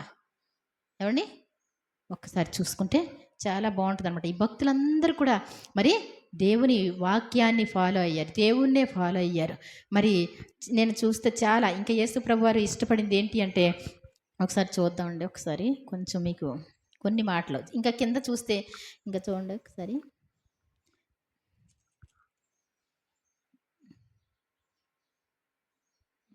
ఇంకొంచెం పైన 15 వచ్చిన ఒకసారి చదువుతున్నా. వారు ఏ దేశం నుండి వచ్చారో ఆ దేశమును జ్ఞాపకం అందుంచుకున్న ఎడ్ల మరలా వెళ్ళుటకు వారికి వీలు కలిగి యుండును. అయితే వారు మరి శ్రేష్టమైన దేశమును అనగా పరలోక సంబంధమైన దేశమును కోరుకొనుచున్నారు. అందుచేత తాను వారి దేవుణ్ణని అనిపించుటకు దేవుడు వారిని గుర్చి సిగ్గుపడడు. ఎలయనగా ఆయన వారి కొరకు పట్టణము సిద్ధపరిచి ఉన్నాడు. దేవుని స్తోత్రం చెప్దామండి. మనం ఏ దేశం నుండి వచ్చాం, ఎక్కడి నుంచి వచ్చాం అనేటువంటిది మనం గుర్తుపెట్టుకోవాలంట. అప్పుడు వెళ్ళటానికి గుర్తుంటుంది కదండి. కాబట్టి మరి దేవుడు మరి శ్రేష్టమైనటువంటి దేశం పరలోక రాజ్యం, దానికోసం ఎదురు చూస్తున్నారు. కాబట్టి మరి దేవుడు అంటండి వాళ్ళ దేవుణ్ణని అనిపించుకోవడానికి సిగ్గుపడలేదండి. సిగ్గుపడటం ఏంటండి, ప్రతి ఒక్కళ్ళు భయపడ్డారు. నీవు యెహోవా నామమున పిలువబడుచుండుట చూసి జనములు నీకు భయపడును అన్నాడు. ఏమండి ఏమండి రాజు బాలాకు రాజు శారా గారిని పట్టుకొని పోయాడు. అందరూ పొగిడారంటండి. అప్పటికి ఎంత ఏజో తెలుసా ఆవిడకి? 80 ఉంటాయి. కొంచెం ముందనమాట అండి, పిల్లలకి అనటానికి కొంచెం ముందనమాట. 80 సంవత్సరాలు ఉంటాయి. అక్కడ రాజసముఖంలో ఆవిడ కోసం పొగడబడ్డదంట. అసలు మన ఏరియాకి వచ్చండి, అక్కడ గుడారం వేసుకుని ఉన్నారండి. వాళ్ళు ఎవరో అమ్మాయిని చూస్తే ఎంత అందగత్తు అంటే మరి ఎంత అందగత్తు. 80 సంవత్సరాల వయసులో, 75, 80 సంవత్సరాల వయసులో ఆవిడ సూపర్ అందగత్తి అంటండి.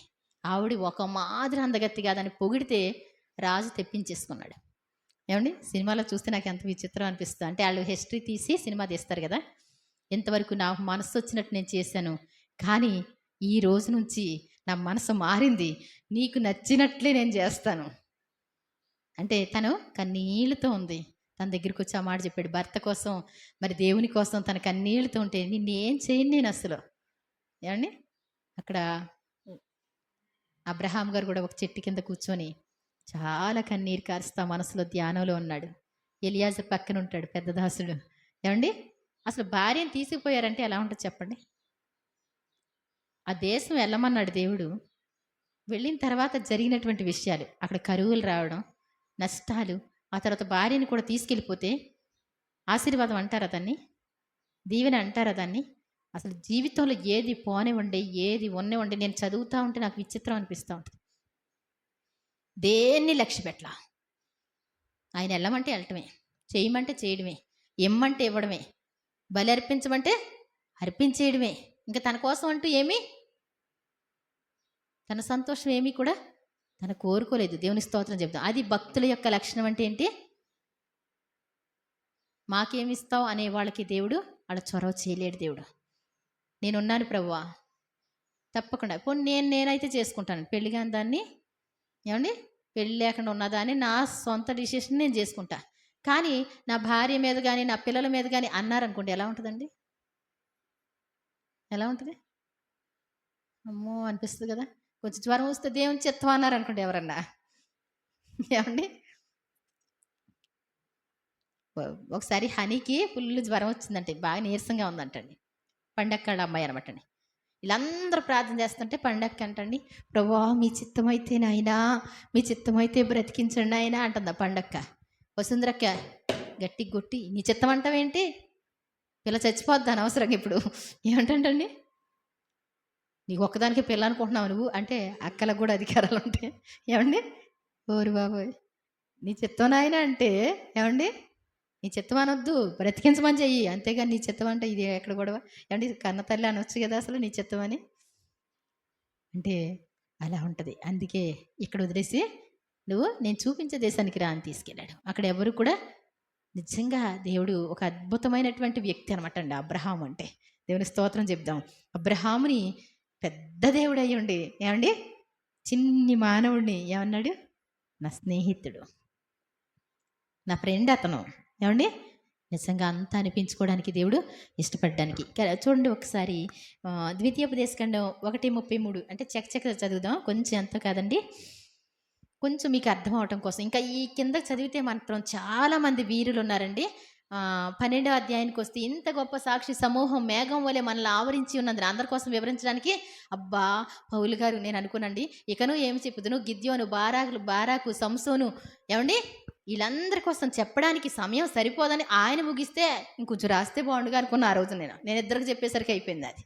ఏమండి ఇద్దరు ముగ్గురికి చెప్పేసరికి నాది అయిపోయింది, అంతే కదా. అక్కడ టైంని బట్టి వాళ్ళు రాసుంటారు. కాబట్టి అసలు ఒకసారి చూద్దామండి. ద్వితీయోపదేశకాండం 1:33 రాత్రి అగ్నిలోను పగలు మేఘములోను మీకు ముందర నడిచిన మీ దేవుడైన యెహోవా యందు మీరు విశ్వాసం ఉంచలేదు. ఏంటండి? రాత్రి అగ్నిస్తంభం ప్రతిరోజు కూడా పెద్ద లైటింగ్ అనమాట అండి. 20 లక్షల మంది నడుస్తూ ఉంటే వాళ్ళందరికీ ఏంటంటండి అగ్నిస్తంభం ఉంటే మొత్తం లైటింగ్ చక్కగా, ఏ పాములు తేళ్ళు ఏమి రాకుండా ఉండడం కోసం. పగలేంటంటండి ఏసీ, ఎప్పుడు ఇలాగే ఉండేదంట కూల్గా. ఇసుక ఎడారిలో నడిపించాడు దేవుడు. ఎడారిలో ఎలా ఉంటుందండి? ఎలా ఉంటుంది? కొంచెం దూరం నడిస్తే చచ్చిపోతారు. కానీ వాళ్ళు ఎలా నడిచారు? పగలు మేఘస్తంభంలో. కానీ విశ్వాసం ఉంచలేదంటండి ఆయన యందు. అంటే రోజు అలవాటు అయిపోయింది వాళ్ళకి. అంటే రొటీన్గా రోజు మాంసం తింటే విరక్తి అనిపిస్తుంది కదా. రోజు దేవుడి దగ్గర ఉంటే అలాగ అనిపించింది కాబట్టి వాళ్ళకి. ఏమండి? ఆ తర్వాత చూడండి 32:20 ఆయన ఇట్లనుకుని, నేను ద్వితీయోపదేశకాండం 32:20 ఆయన ఇట్లనుకుని, నేను వారికి విముఖుడినై వారి కడపటి స్థితి ఏమగునో చూచెదను. వారు మూర్ఖ చిత్తము గలవారు, విశ్వాసము లేని పిల్లలు. విశ్వాసం లేని ప్రతిరోజు కూడా అద్భుతాలు చేస్తూ ఉంటే మళ్ళీ వెంటనే మర్చిపోతారు. వాళ్ళకి ఇష్టమైనట్టే నడుస్తారు. ఏంటంటండి ప్రార్థనకు వచ్చే వాళ్ళు ఏమని అడుగుతారు? మాకు ఈ ప్రార్థన చేయండి, ఆ ప్రార్థన చేయండి, ఇలా జరిగేలా చేయండి, అలా జరిగేలా చేయండి. పాస్టర్ గారు ఏంటంటండి వీళ్ళందరూ ప్రార్థనలు రాసి ఇలాగంట ప్రభు అని ఆయనకు అప్పచెప్పడమే. అది మంచిదో కాదో కాకపోయినా. ఏమండి? అందుట్లో అన్యాయం ఉన్నా ఏం చేయాలంట? మూర్ఖ చిత్తం కలిగినటువంటి వారు, విశ్వాసము లేని పిల్లలు అంటండి. నేను వాళ్ళని వదిలేసి ఊరుకుంటా, ఏమవుతారో చూస్తాను, మాటి మాటికి నన్ను మర్చిపోతున్నారు అనుకుంటా ఉన్నాడంట. అంటే కొంతమంది అలా ఉంటారు కదా, అందుకోసం దేవుడు వ్రాయించారనమాట అండి. అలాగే 78 కీర్తనలు 78:22 వారు దేవుని యందు విశ్వాసం ఉంచకపోయి ఆయన దయచేసిన రక్షణ యందు నమ్మిక ఉంచలేదు. ఎన్నిసార్లు రక్షించాడు, కానీ చూడడం అంతే సంగతిలో. ఏమండి? మా ప్రాణం మీదకి వచ్చేసింది ప్రభువా అని కేకలు పెట్టడం, నీళ్ళు లేవు ప్రభువా అంటాం, మాంసం లేదు ప్రభువా అంటాం, ఏమండి శత్రువులు వచ్చేస్తున్నారు ప్రభువా అనడం, ప్రతిదానికి ప్రార్థన చేసి అబ్బా అంటాం, మళ్ళీ తెల్లారే ఉంటారండి. అంతేగా. సూర్యుడు అబ్బా ఎండ ఎంత వేస్తుందో తెలుసు. అసలు వర్షం వస్తే బాగుండంటారు. వర్షం వదిలిపెట్టట్లేదండి మా ఐదారు వర్షం. ఏమండి? ఏమండి ఏమంటారండి? మా ఐదారు చలి, మా ఐదారు వర్షం, మా ఐదారు ఏం కావాలి మీకు? ఏమండి? అంతేనే కదా. ఏం కావాలి? ఆయన పెట్టిన దాన్ని ఏమంటా ఉంటారు? ప్రతిదాన్ని ఇష్టం వచ్చినట్టు అంటూనే ఉంటారు కదా. కాబట్టి మనకి ఏది కావాలితే అది ఇస్తాడు. ఏ పంటకి ఏరు అందరూ అడుగుతూనే ఉంటారు. అయినప్పటికీ కూడా ఆయన ఏం చేస్తారు? ఆయన రూట్లో ఆయన ఇస్తానే ఉంటారు, మన మంచి కోసమే అనమాట. యెషయా గ్రంథం 26:3 ఎవని మనసు నీ మీద ఆనుకున్న వాణ్ణి నీవు పూర్ణ శాంతి గలవానిగా కాపాడదు, ఏలైనగా అతడు నీ యందు విశ్వాసం ఉంచి ఉన్నాడు. మన మనస్సు ఆయన మీద ఆధారపడితే, ఎవని మనసు అయినా ఇలా ఆయన మీద ఆధారపడితే ఏంటంటండి శాంతి లేకపోవడం. తెలుసా మీకు? ఎలా ఉంటారు తెలుసా? శాంతి లేని వాళ్ళని ఎప్పుడైనా చూసారా? మనం పెట్టామనుకోండి, కంగారు తినరు, మళ్ళీ సగం తిని అక్కడ పెట్టేస్తారు. పడుకుంటాను అంటారు. ఏమండి? లైట్ తీసేస్తారు, దుప్పటి కప్పుకుంటారు, మళ్ళీ లేచి బాత్రూమ్ కని పరిగెడతారు, మళ్ళీ అక్కడి నుంచి పరిగెత్తుకొస్తారు, మళ్ళీ కూర్చుంటారు, మళ్ళీ సరిగా కూర్చోలేరు, తిన్నగా కూర్చోలేరు. మళ్ళీ వాళ్ళలో ఏమవుతుందో ఎవరికి కూడా అర్థం కానట్టుంటుందంట. ఇక్కడ అంటాడు, ఎవరైతే దేవుని మీద ఆనుకుంటారో, నీ మీద నువ్వు ఆనుకొని, భర్త మీద ఆనుకొని, పిల్లల మీద ఆనుకొని, నన్ను ఎవరు చూడట్లే, ఎవరి స్టేటస్లు చూసినా వాళ్ళు జీవితంలో బాగుపడరేమో అనుకుంటా. ఇంకా ఎందుకని? వాక్యం పెట్టుకోవచ్చు కదండి, వాక్యాలు పెట్టుకోవచ్చుగా. ఏంటంట అందరూ అలాగే ఉంటారు, పెడతా ఉంటారు. ఒక్కొక్క అమ్మ అయితే వదిలిపెట్టరు. ఎందుకని? వీళ్ళు అప్పులు పాలైపోయి ఉన్నారు ఇప్పుడు ప్రస్తుతానికి. పెద్ద ఇల్లు కట్టి అప్పు పాలైపోయావు. ఏమండి? కనీసం ఆడపిల్లలు చదివించుకోవడానికి మిగిలిన వాళ్ళకి కొంచెం అన్నా ఉండాలి. నీకు ఇచ్చేస్తే ఇంక నువ్వు బయటకు తీస్తావా? నీకేమో 10 లక్షలు అప్పు ఉంది, నీకు 1 లక్ష రూపాయలు ఇస్తావా? నువ్వు ఇవ్వలేదంట, నిందలంట. ఏమండి? అవసరం వచ్చినప్పుడు మాత్రం ఇవన్నీ పెడతా ఉంటారు. ఎక్కడి నుంచి తీసుకుంటారో అవన్నీ. వాక్యంలో ఒక్కటి దొరకదు వీళ్ళకి, ఒక్కటి దొరకదు. ఏమండి? ఎవరు? పూజారులు చెప్తారు చూసారా, అవి పెట్టుకుంటారు. అసలు దేవుని కోసం నిలబడితే ఏమండి, దేవుని కోసం నిలబడిన వాళ్ళకి ఏముంటాయి? పూర్ణ శాంతి ఉంటుందండి, సంతోషం ఉంటుంది. నీకు చీకట్లో వెలుగు పుడద్దండి. దేవుని యందు భయభక్తులు కలిగి ఉంటే నీకు నీకు ఆరోగ్యం కలుగు చేస్తానంటాడు. ఎవరు నిన్ను ఆదుకుంటే, ఎంత ఆదుకుంటే ఏమవుతుంది అసలు? మన అవసరత ఎవరు తీర్చాలి? ఎవరు రారు నీకు సహాయం చేయడానికి, ఎవరు రారు, దేవుడే వస్తారు. గుర్తుపెట్టుకోవాలి. హాగరు ఈ పిల్లవాని చావు నేను చూడలేకపోతున్నాను, పిల్లవాడిని గిరాటేసింది అంటండి. కోపం వచ్చి గిరాటేసి బాధపడి ఏడుస్తూ ఉంది. దేవుడు అక్కడ ప్రత్యక్షమయ్యేసరికి అలా చూసింది ఆయన్ని. ఇలా నీళ్ళు అప్పటికప్పుడు టక్మని పైకి వచ్చినాయి. దేవుని స్తోత్రం చెప్దాం. ఆయన దగ్గరికి వస్తే ఎందుకని? ఆ పిల్లోడెవరు ఏమండి? ఆ పిల్లోడెవరు? అబ్రహాము కొడుకు. అక్కడ హాగరి కొడుకు కోసం కాదు, అబ్రహాము కొడుకు. అబ్రహాము తన సంతతి అని దేవుడు ఏం చేశారు? ఆ పిల్లోడిని వదిలిపెట్టుకోవాలా. నిన్ను బట్టి దేవుడు నువ్వు భక్తిగా ఉంటే నిన్ను వదిలిపెట్టుకోడు. నీ పిల్లలకు కూడా దేవుడు ఏం చేస్తారు? సహాయం చేస్తారు. నీ పేరు చెప్తే చాలు, దేవుడు ఏం చేస్తారు? నీ పేరుని బట్టి వాళ్ళని రక్షిస్తాడు. కాబట్టి గుర్తుపెట్టుకోవాలి, ప్రవ్వా మరి నాకు సహాయం చేసేది మనుషుల సహాయాలు వ్యర్థం ప్రవ్వా, రాజులు నమ్ముకోవడం వ్యర్థం, తల్లిదండ్రుల మీద ఆధారపడడం వ్యర్థం. ఏమండి, తల్లిదండ్రులు పొలాలు నేను ఏం పని చేయకుండా కూర్చున్నారు అనుకోండి, వస్తాయండి, ఎప్పుడు వస్తాయో తెలియదు, వీళ్ళు ముసలోళ్ళు అయిపోతారు. ఏం చేయాలి మనం? ఏం చేయాలి? మనం ఏం చేసుకుంటాం అది చేసుకోవాలి. ఎవరి మీద కూడా ఆధారపడకూడదు. ప్రార్థన చేయాలి, దేవుణ్ణి అడగాలి. నాకు జ్ఞానం ఇవ్వండి ప్రభా, నాకు తెలివితేటలు ఇవ్వండి ప్రభా అని భక్తిగా ఉండడం మొదలు పెడితే, దేవుణ్ణే మంచి ఫ్రెండ్గా చేసుకుంటే ఇంకేం డౌట్ లేదండి. ఎట్టొచ్చినా ఏమొచ్చినా నువ్వు మాత్రం నీతిగా ఉండాలంతే. యోసేపు ఏమండి, అన్నదమ్ములు ద్వేషించారు, సహాయం చేసేవాళ్ళు ద్వేషించారు, ఏమండి అమ్మేసుకున్నారు. అయినప్పటికీ కూడా నోరు మూసుకొని వెళ్ళిపోయాడు, ఎవరిని నిందించలేదు. పోతిఫర్ ఇంట్లో ఉంటా ఉన్నాడు. ఏమండి, అక్కడ పెద్ద కేసు అయింది, రేప్ కేసు మోడల్ అనమాట అండి, వచ్చేసింది. ఏమండి, ఎవడు చెప్పేవాడే లేడు. కానీ దేవుని వాక్ అంట అలా చూస్తా పరిశోధిస్తూ ఉందంటండి. సంఖ్యలు అతన్ని ఏం చేసినాయి అంటండి, మాటల్లో చెప్తే అర్థం కావండి. ఏమండి, నాకంటే రాత్రిపూట దోమలు కుట్టి నేను నిద్రపట్టలేదు. ఈ చిన్ని మాటలా ఉంటుంది, రాత్రి అంతా విసిగిపోయి ఉంటాం కదా, అవునా కదా. సంఖ్యలు లేస్తేనంటండి ఇలా కట్ చేసినట్టు అయిపోతూ ఉంటాయి. తిండి తిప్పలు ఉండవు. చెరసాలంటే మాటలు కదా, చెరసాలు ఎలా ఉంటాయి తెలుసా? ఆ మోడలు మీరు సినిమాలో కొట్టి చూడండి, ఎంత ఉండదండి. ఒక మనిషి పట్టినంత ఇరుక్కు దాంట్లో బంధించేస్తారు. అలాగే కదలటానికి ఉండదు, మెదలటానికి ఉండదు. అది వాళ్ళ చెరసాలు అంటే అంత కష్టంగా ఉన్నట్టుంటాయి. అలా ఉంటే ఏమండి, అంత బాధపడిన తర్వాత నమ్మకంగా ఉంటే అక్కడ దేవుడు అధికారం ఇచ్చాడు. అక్కడి నుంచి రాజగృహంలోకి తీసుకెళ్ళటానికి. దేవుని స్తోత్రం చెప్దాం. కాబట్టి మనల్ని పరీక్షిస్తూ ఉంటాడు దేవుడు. నువ్వు దేవుని ఫ్రెండ్గా చేసుకోగలిగితే నీ అంత అదృష్టవంతురాలు ఇంకెవరు కూడా ఉండరు. నీవు లేకుండా నేను బ్రతకలేని ప్రవ్వా, నీ కృప లేకుండా నేను బ్రతకలేని ప్రవ్వా, నీ ఉంటేనే కదా నా జీవితానికి. ఏమంటే తల్లిదండ్రులు చూస్తారా? నేను అస్సలు నా జీవితంలో నేను ఎప్పుడు కూడా మా అమ్మ అంటే ప్రార్థన చేసేదేమో కానీ ఇక నేను ఎవరిది ఆధారపడింది ఏమీ లేదు నాకు. అర్థమైందండి?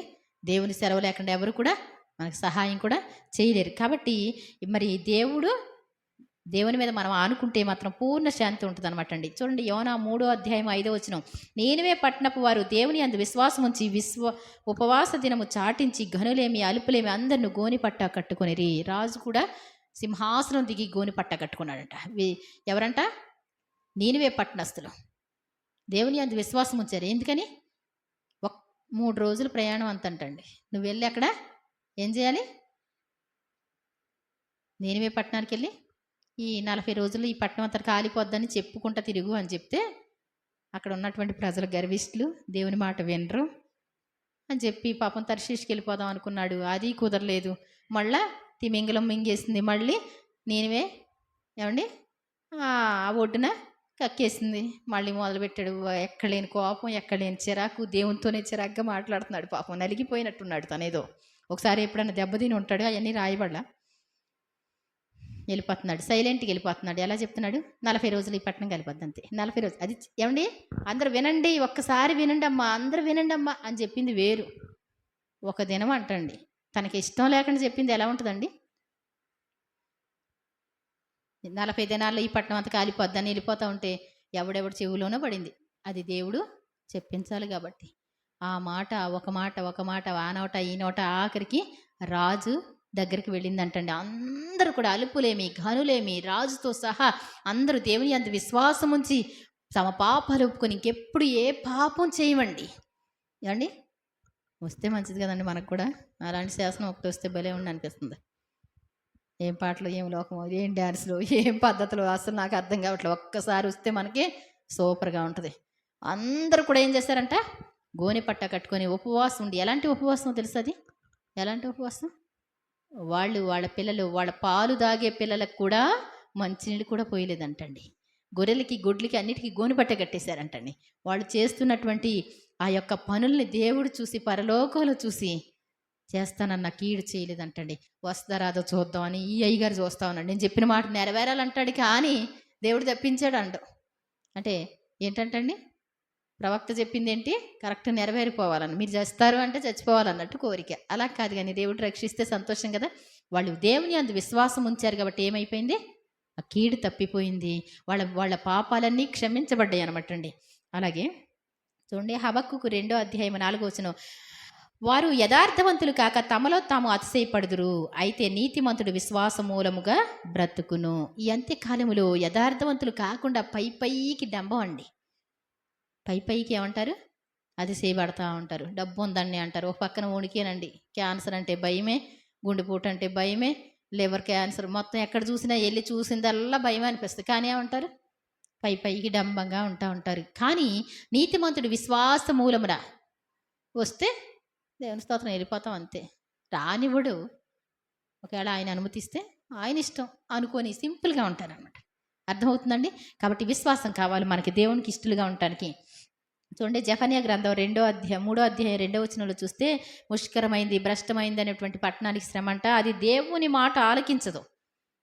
పట్టణం కోసం కాదండి, మనుషుల కోసం. అది దేవుని మాట ఆలకించదు, శిక్షకు లోబడదు, యెహోవా యందు విశ్వాసం ఉంచదు.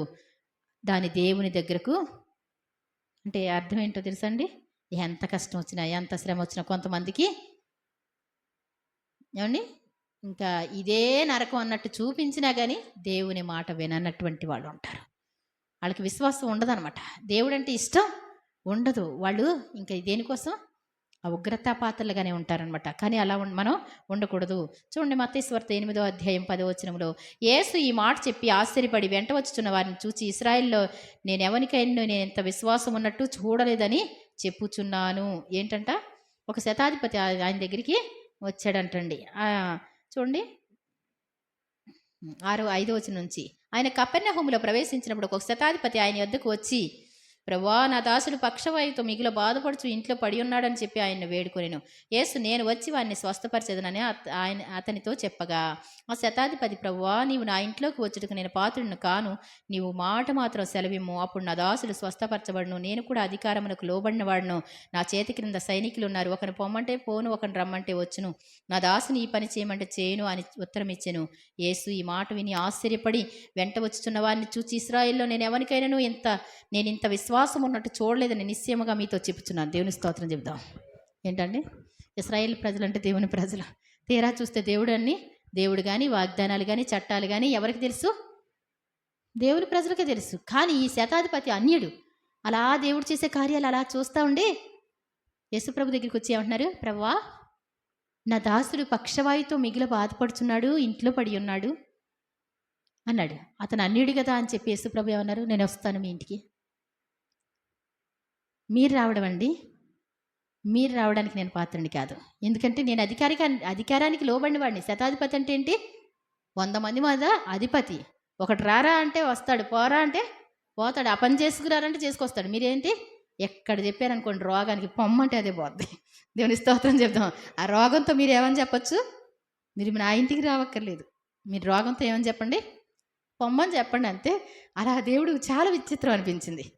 విశ్వసించండి రా బాబు, అద్భుతం చేస్తే అంటే దేవుడు ఎన్ని అద్భుతాలు చేసినా ఇంకేమి అద్భుతం చేస్తావు, ఏం చేయాలండి ఏమండి, మా అమ్మగారు అనేవారు, నన్ను ఎత్తి అనేది చేస్తాను.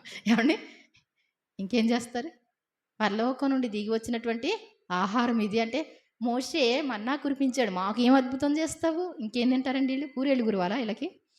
అంటే తినటానికి కురవాలి. బంగారం కురవాలా? బంగారం వచ్చేయాలి ఇవే. ఏంటి అంటే వాళ్ళు దేవుని యందు విశ్వాసం ఉంచలేనటువంటి. ఇశ్రాయేలులో నేను ఎవరికైనా ఇంత విశ్వాసం ఉన్నట్టు నేను చూడలేదని ఆశ్చర్యపడుతున్నాడంటే యేసు ప్రభువుని ఆశ్చర్యపరిచేదిగా మన విశ్వాసం ఉండాలి. 9:2 అండి. 9వ అధ్యాయము 2 ఇదిగో జనులు పక్షవాయువుతో మంచం పట్టి ఉన్న ఒకరిని ఆయన ఎదుగు తీసుకుని వచ్చిరి. యేసు వారి విశ్వాసము చూచి, కుమారుడా ధైర్యముగా ఉండు, నీ పాపములు క్షమించబడి ఉన్నవని పక్షవాయువు గలవానితో చెప్పాను. ఏంటంటండి? మంచం పట్టి ఉన్న ఒకరిని తీసుకొచ్చారంటండి. అంటే అలాంటి వాడిని కూడా తీసుకొస్తే బాగు చేస్తాడని వాళ్ళ నమ్మకం. యేసుప్రభు వారు ఏమన్నారు? ఒక వారం ఆగిరండి అన్నారండి. ఇది కుదరదన్నారండి. ఈ అబ్బాయి పాప అన్నాడండి. వీళ్ళ తరం వారి పాపులు అన్నాడండి. దేవుని దగ్గరికి విశ్వాసంతో వచ్చిన వాళ్ళకి వాళ్ళ తరతరాల్లో ఉన్న పాపాలు కాదు, వాళ్ళ పాపాలు కాదు, ఈయన చేస్తాడు ఇలాంటి కార్యం అంటే చాలు అద్భుతాలు జరిగినాయి. దేవుని స్తోత్రం చెప్దాం. ఇంకా మనం ఒకటే దేవుడు గొప్ప దేవుడు, దేవుడు నాకు ఇది చేస్తాడు, నాకు ఇది తగ్గిస్తాడు అంటే చాలు ఆయన సంతోషపడుతున్నాడు. ఇంకేంటి నువ్వు చేసేది? నువ్వేం చేయక్కర్లా. ఆయన నమ్మడం ఒకటి కావాలి. ఆయన దేవుని కుమారుడని విశ్వసించాలి. దేవుని పిల్లలుగా అధికారం కూడా ఇస్తా అంటండి. ఆయన యందు విశ్వాసం ఉంచిన వారికి ఆయన పిల్లలు అవడానికి అధికారం. దేవుని పిల్లలు అంటే ఏంటండి? పరలోక వారసత్వం అనమాట అండి. కాబట్టి మనం విశ్వాసం ఉంచాలి. మన విశ్వాసాన్ని చూసి దేవుడే ఆశ్చర్యపడే విధంగా చూడండి. మత్తయి సువార్త 9వ అధ్యాయము 22 యేసు వెనుకకు తిరిగి ఆమెను చూచి, కుమారి ధైర్యంగా ఉండము, నీ విశ్వాసం నేను బాగుపరచనని చెప్పగా ఆ గడియ నుండి ఆ స్త్రీ బాగుపడెను. ఇంట్లో పడి ఉన్నటువంటి ఆవిడ ఏమండి 12 సంవత్సరాలు రక్తధారంటండి. 12 సంవత్సరాలు అంటే మాటలండి. 12 సంవత్సరాలు అంటే అసలు మనుషులు ఎలా బ్రతుకుతారా? భయంకరమైనటువంటి విషయం. ఎవ్వరు కూడా ఆవిడని చూడలేను. ఏమండి వాళ్ళు వాసన కూడా వచ్చేస్తారు. మీరు ఎంత జాగ్రత్తగా ఉంచినప్పటికీ కూడా ఏమండి ఒక నెల 2 నెలలకి కష్టమైన పరిస్థితి, చచ్చిపోయే పరిస్థితికి వస్తారు. 12 సంవత్సరాల నుంచి వైద్యుల చేత తిప్పలు పడి ఆవిడంటండి మంచంలో ఉంటే యేసుప్రభు అంటండి ఆ గొప్ప కార్యాలు చేస్తున్నారంట, ఆయన మంచి బోధ చేస్తున్నారంటే ఎవరితో ఏం చెప్పకుండా చాటుగా వచ్చిందంట. జనసమూహంలో దూరుకుంటా వచ్చేసి ఆయన వస్త్రపు చెంగిలా ముడితే, అంటే అమ్మా నువ్వు రావాలి, వస్త్రపు చెంగు ముట్టాలి. ఎక్కడన్నా విందండి? నీ విశ్వాసం అంటే ఏంటి? నీకు కొత్తగా కావాలి ఏదైనా సరే. ఆయన్ని విశ్వసించడానికి నేను ఇలా చేస్తే దేవుడు ఇలా చేస్తాడు అనేటువంటిది నీకు కావాలి. చెప్పినా కానీ వినకపోతే వాళ్ళని బట్టి దేవుడు చాలా ఆయాసం ఉంటుంది కదా. ఆ అమ్మాయి ఏమనుకుంది? ఇలా వచ్చి ఇలా వెనకాల వచ్చి ఇలా ఇలా ఇలా ముట్టుకుంటాను అంతే, నాకు తగ్గిపోద్ది అనుకుంది. ఆయన చెయ్యేయాలని కానీ ఏమనుకోలేదండి. ఇలా ఇలా పట్టుకోగానే వీళ్ళందరూ కూడా మీద పడిపోతా ఉన్నారు. ఒకరికొకరు దూరంగా ఉండండి అని శిష్యులు ఎంత తోసినా మీద పడతానే ఉంటున్నారు. ఆయన ముట్టుకోవాలి, అంటుకోవాలి అనేసి అందరూ ఉంటే నన్ను ముట్టింది ఎవరు అని ఇలా చూశాడు ఆయన. ఏమండి ఆ పని చేసిన వాళ్ళకి అర్థం అవుద్ది, మిగిలిన వాళ్ళకి ఏం అర్థం అవుద్దండి? భలే అడుగుతున్నారు ప్రశ్న. ఎలా అడుగుతున్నారు? ఎంతమంది నీ మీద దొమ్మిగా పడతా ఉంటే నన్ను ముట్టిందని ఎవరంటావు ప్రభు అంటే ప్రభావం నాలోంచి వెళ్ళింది. ఎవరైతే ఇష్టపడతారో ఒక్కళ్ళుంటే వాళ్ళ దగ్గరికి ఆ ప్రభావం వెళ్తుంది. లేదు అంటే ఇప్పుడు విశ్రాంతిని వచ్చారండి, ఒక్కళ్ళు కూడా ఆయన్ని ఇష్టపడ్డారు, వాళ్ళు లేరనుకోండి, ప్రభావం ఎక్కడికి వెళ్తుందండి? సైలెంట్గా కూర్చొని వెళ్ళిపోతారు. ఇంకేముందండి? ప్రభువా నన్ను స్వస్థపరచండి, నన్ను బాగు చేయండి, నన్ను ఆశీర్వదించండి, నన్ను దీవించండి అని ఒక్కళ్ళన్నా ఉన్నారనుకోండి, ఆ ఒక్కళ్ళైనా ప్రజలందరూ దొమ్మిగా పడుతున్నారు, మీద పడుతున్నారు అందరూ కూడా గుంపులుగా. కానీ ఆవిడ ఒక్కటే వెంటనే టక్మని రక్తదారి కట్టినట్టు కూడా తెలిసిందంటండి. ఏమండి ఆవిడ ఏమనుకుందంట? నేను మరుగున పడినట్టు ఏమీ లేదని. వెంటనే ఏమని చెప్పింది? ఇంత కష్టమైనటువంటి పరిస్థితి నాది అంటే, కుమారి నీ విశ్వాసం గొప్పది అంటాడండి. ఎక్కువ విశ్వసించిన వాళ్ళని దేవుని బాధ పెట్టవద్దులండి. మన పని మనం చేసుకొని వద్దామండి. ముందు హాస్పిటల్కి తీసుకెళ్ళిపోయి మాకున్న డబ్బులన్నీ చేసుకొని వచ్చి అప్పుడు ఏం చేద్దామండి? పలహారం పెట్టుకుంటాంలే ప్రభా. ఏంటంట? అమ్మ ఒకసారి మందిరాన్ని తీసుకొస్తారా? హాస్పిటల్కి వెళ్ళిన తర్వాత వస్తామండి. మంచిదమ్మా. ఏమండి అంతేనా కదా? హాస్పిటల్కి వెళ్ళిన తర్వాత వస్తారంటే బాగుపడిన తర్వాత వస్తారు కదండి. అంటే ముందెవరు బాగు చేయాలి? ముందు ఒకసారి వచ్చి చూస్తే అర్థమవుద్ది. ఒక ఆవిడ చెప్పింది, నాకు చాలా విచిత్రం అనిపించింది. దేవుని మందిరంలో అంత పవర్ ఉంటుంది అనమాట అనిపించింది. అసలు ఎక్కడ తిప్పి వల్లగాక మరి సత్తుపల్లి ఎక్కడోనంటండి మందిరానికి తీసుకెళ్తే ఆయన్ని అలా పడుకోబెట్టేశారంట. ఇక్కడ పక్కనే సొన్నం బట్టి ఆయనే అనమాట అండి. ఎమ్మెల్యేగా చేశారు ఆయన. ఎవరు ఇంకో ఆవిడ. అయితే అలా పడుకోబెట్టేస్తే అంటండి 2, 3 సార్లు ఆయన లేచెళ్ళి అంటే కొంచెం చిన్న ప్రార్థన చేసి వాళ్ళ ఇంటికి వెళ్ళిపోయారు. ఈయన పడుకోబెట్టారు అక్కడ. కానీ తెల్లారిపాటికల్లా తినడం మొదలు పెట్టేశాడంటండి. బ్రతికేశాడంట. దేవుని స్తోత్రం చెప్దాం. అంత విశ్వాసం ఉంటుంది ఎవరికన్నా? చిన్న ప్రార్థన చేస్తే మేము కూడా వెళ్ళొస్తామని వెళ్ళిపోతారు. మేము మందిరంలోనే ఉంటామండి అన్నారంటండి. మనం ఉండమని చెప్పినా ఉండరు.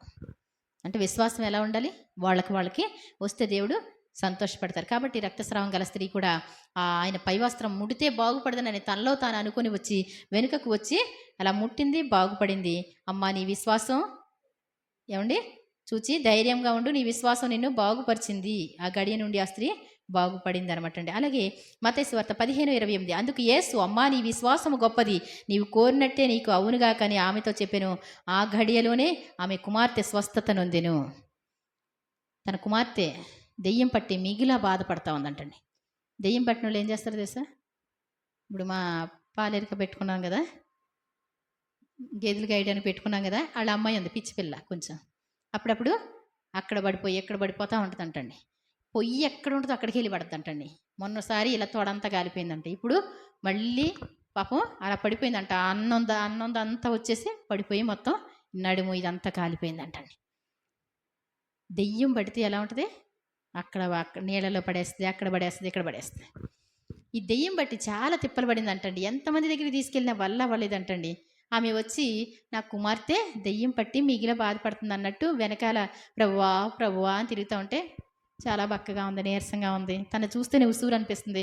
శిష్యులు కూడా చాలా కనికర పడుతున్నారు తను చూసి.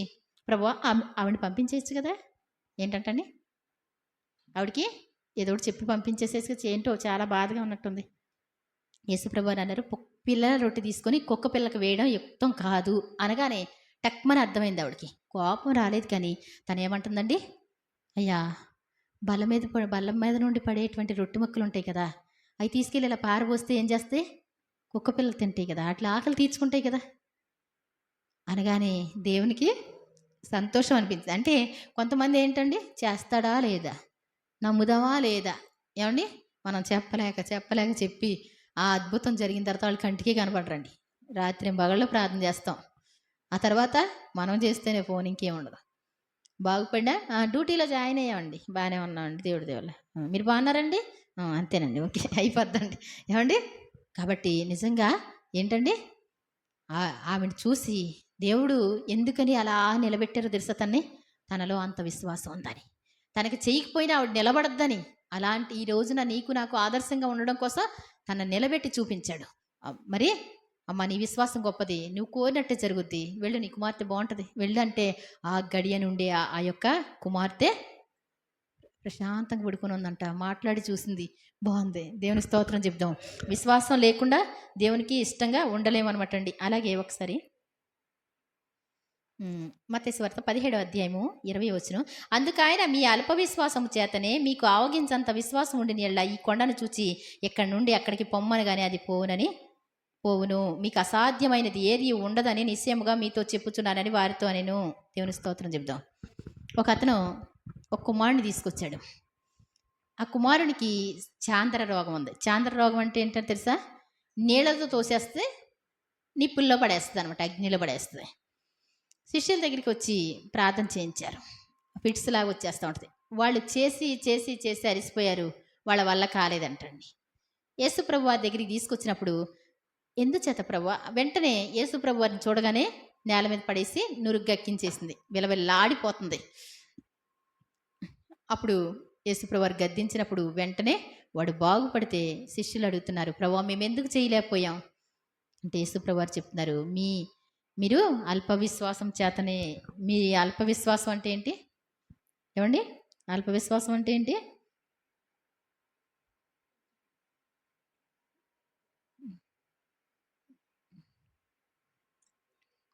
అల్పవిశ్వాసం కొంచెమేనంట. మీకుంది విశ్వాసం, కానీ ఎలా ఉంది అది? సరిపోవు. ఏమండి?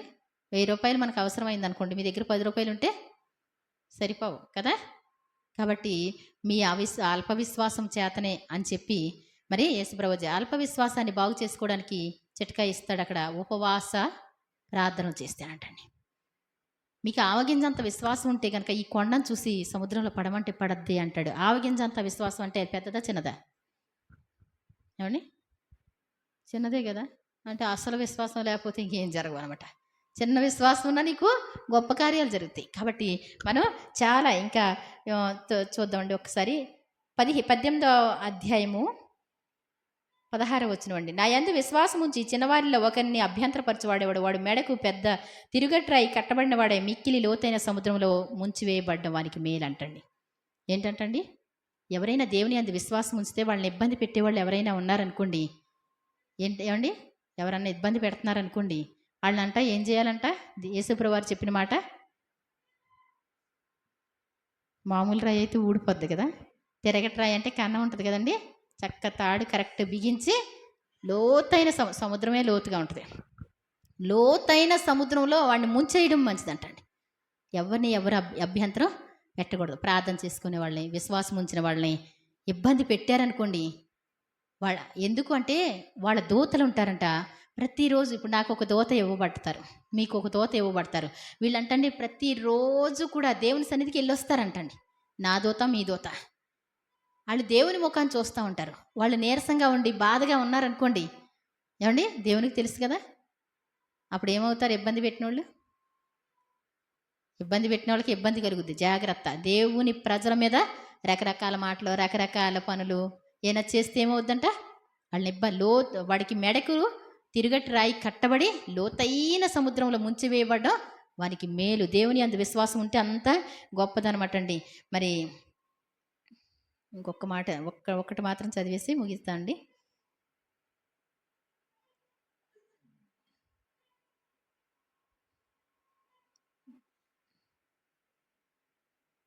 యోహాను సువార్తకు వద్దాం ఒకసారి. 1:12.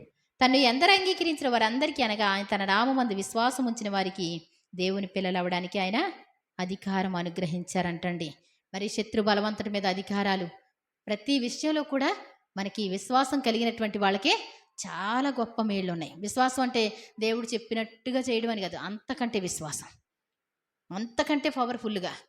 మరి వాళ్ళకి ఈ క్రొత్త నిబంధనలో మనం చూసినటువంటి ఈ రోగులు కానీ, బాధతో ఉన్న వాళ్ళు కానీ ఎవరు ఏం చెప్పలేదు, కానీ వాళ్ళ బాధను బట్టి ఏం చేశారు? వాళ్ళు దేవా మమ్మల్ని బాగు చేస్తారు అని వాళ్ళు నమ్మారు. నీ పాపాలన్నీ క్షమించబడడానికి దేవుని నమ్మితే చాలు. ఏమండి, అంతేనా కదా? దేవుని దగ్గరికి వస్తే చాలు, దేవుని సన్నిధిలో మోకరించి ప్రార్థన చేస్తే చాలు. దేవుడు నిన్ను అన్నీ కూడా అడగడం, ఇప్పుడు దాకా ఎలా ఉన్నావా, అప్పుడు దాకా అలా, ప్రభువా నన్ను క్షమించండి, మీరంటే నాకు ఇష్టం ప్రభువా, నా కోసం ప్రాణం పెట్టారు మీరు, మీలాంటి దేవుడు ఎవరు లేరు, నేను మీతో ఉండాలని, ప్రతిరోజు మీతో స్నేహం చేసే అనుభవం నాకు కావాలని కోరుకుంటున్నాను. భక్తులు ఎలా నడుచుకున్నారో నేను అలా నడవాలని కోరుకుంటున్నాను. ఈ రోజు నుంచి నాకు మీ స్నేహాన్ని ఇవ్వండి. నేనైతే నిలబడలేను, నేనైతే పడిపోతా, మీ చేయి నాకు ఇవ్వండి, నన్ను పట్టుకోండి ప్రభువా అంటే ఏం చేస్తారైనా? పట్టుకుంటారు. అప్పుడు బైబిల్ చదవ బుద్ధి అవుద్ది. ఆ తర్వాత ప్రార్థన చేయడం ఇష్టంగా ఉంటుంది, దేవుని పాటలే వినటం ఇష్టంగా ఉంటుంది. మరి లోక వార్తలు కానీ, సినిమా పాటలు కానీ అప్పుడు మనకి ఏమవుతాయండి? అసహ్యంగా మారిపోతాయి. వ్యర్థమైనటువంటిది ఏది కూడా మనకి ఇష్టం లేకుండా పోద్ది. మరి అడుగుదాం దేవుణ్ణి, ప్రభువా నన్ను ఒకసారి దర్శించవా, నాకు విశ్వాసాన్ని ఇవ్వా. నీ భక్తులు ఎలా ఉన్నారు? ఇప్పుడు దాకా కొంతమందిని కొంచెమే చూసుకున్నాం మనం, ఎంతో కాదు. బైబిల్ మీరు చదువుకుంటే ఇంకా మంచి మంచి వాళ్ళు ఉంటారు, మంచి మంచి వార్తలు ఉంటాయి. కాబట్టి అలాంటివన్నీ కూడా బైబిల్లో నేర్చుకుందాం. దేవుడు తన పరిశుద్ధ వాక్యాన్ని దీవించిన గాక. ప్రార్థన చేసుకుందాం. స్తోత్రములు స్తోత్రములు స్తోత్రములు. మమ్మల్ని మిక్కిలిగా ప్రేమించిన మా ప్రియ పరలోక తండ్రి, ఘనమైన మహారాజా, ఘనమైన దేవా, మీకే వందనాలు స్తుతులు స్తోత్రాలు చెల్లిస్తున్నాం. ఆయన ఇంతవరకు కూడా విశ్వాసం కోసం ఆయన మరి మాతో మాట్లాడారు. విశ్వాసం అన్నది నిరీక్షింపబడు వాటి యొక్క నిజస్వరూపము, అదృశ్యమైనవి ఉన్నవనుటకు రుజువునై ఉన్నదని దాని ద్వారా అనేకులు సాక్ష్యం పొందారు. నీ భక్తులైనటువంటి వారు అబ్రహాము, ఇస్సాకు, యాకోబు, మోషే, నాయన సమూయేలు, నాయన దావీదు, నాయన మరి ఇంకా ఇలా భక్తులు సైన్య సమూహాలుగా ఉన్నారు ప్రభు. వాళ్ళందరూ కూడా సాక్ష్యం పొందారు. అలాగే మీరు వచ్చినప్పుడు ఈ భూలోకంలో కష్టాల్లో, శ్రమల్లో, నాయన మంచాల మీద ఉండి దెయ్యాలతో నాయన వేదన పడుతున్నటువంటి వాళ్ళు సహితం అందరూ కూడా మిమ్మల్ని విశ్వసించి వాళ్ళు ఎంత గొప్ప మేళ్ళు పొందుకున్నారు, మీకు ఇష్టలుగా మారారు తండ్రి మేము కూడా అలా ఉండడానికి మమ్మల్ని సిద్ధం చేయమని ప్రార్థిస్తాం. మాలో ఉన్న మీకు ఇష్టం లేని కార్యాలన్నీ తొలగించండి. అవిశ్వాసం అనేటువంటిది నాయన మరి మిమ్మల్ని మరి మా దగ్గరికి రానివ్వకుండా చేస్తుంది కాబట్టి ఆ అవిశ్వాసాన్ని తొలగించండి. ఈ రోజున నన్ను మమ్మల్ని విశ్వాసంతో నింపమని ప్రార్థిస్తాం. మా కన్న తండ్రి అని, ప్రేమికుడు అని, ఆదరించేవారని, ఆయన సమస్తం మీ చేతిలో ఉందని, ఆయన అనుక్షణం మీ సెలవు లేకుండా మాకు ఏది కూడా జరగదని ఆయన నమ్మి ఆయన మమ్మల్ని నీ నిత్యరాజ్యం చేర్చుకునే వరకు కూడా చేయి వదిలిపెట్టినటువంటి దేవుడు అని విశ్వసిస్తూ ఉన్నాం. కాబట్టి తప్పకుండా మమ్మల్ని ఆయన విశ్వాసంతో నింపమని ప్రార్థిస్తూ, బలమైన విశ్వాసం, ఇంతవరకు భక్తులు చూపించలేనటువంటి విశ్వాసంతో మేము ఉండడానికి అటువంటి యేసుప్రభు మనసు మాకు ఇస్తారని, మిమ్మల్ని సంతోషపెట్టే భాగ్యం మాకు దయచేయమని, మనుషులను సంతోషపెట్టేవారం కాక క్రీస్తు దాసులుగా అనిపించుకోవడానికి ఇష్టపడి ఆయన ఎంత శ్రమైనా మీకోసం నిలబడటానికి, మాకు ఏం మేలు జరిగిందని అడగడం కంటే నాయన దేవుని చిత్తం ఎంతవరకు నెరవేర్చగలుగుతున్నాం అనేటువంటిది మాకు నేర్పించి మీ నామానికి మహిమ తెచ్చుకున్నామని విన్న వాక్యం వీళ్ళందరిలో ఫలింపచేయమని, నీరసంగా బలహీనంగా ఉంటే ఎవరైనా ఇప్పుడే ముట్టి స్వస్థపరిచి విశ్వాసం ఇచ్చి వారికి ఉన్నటువంటి శ్రమ నుంచి, కష్టం నుంచి, ఆయన శోధన నుంచి విడిపించమని ప్రార్థిస్తూ యేసు ప్రభువారి దివ్యనామని అడిగి వేడుకుంటున్నాను తండ్రి. ఆమేన్. ఆమేన్. అందరికీ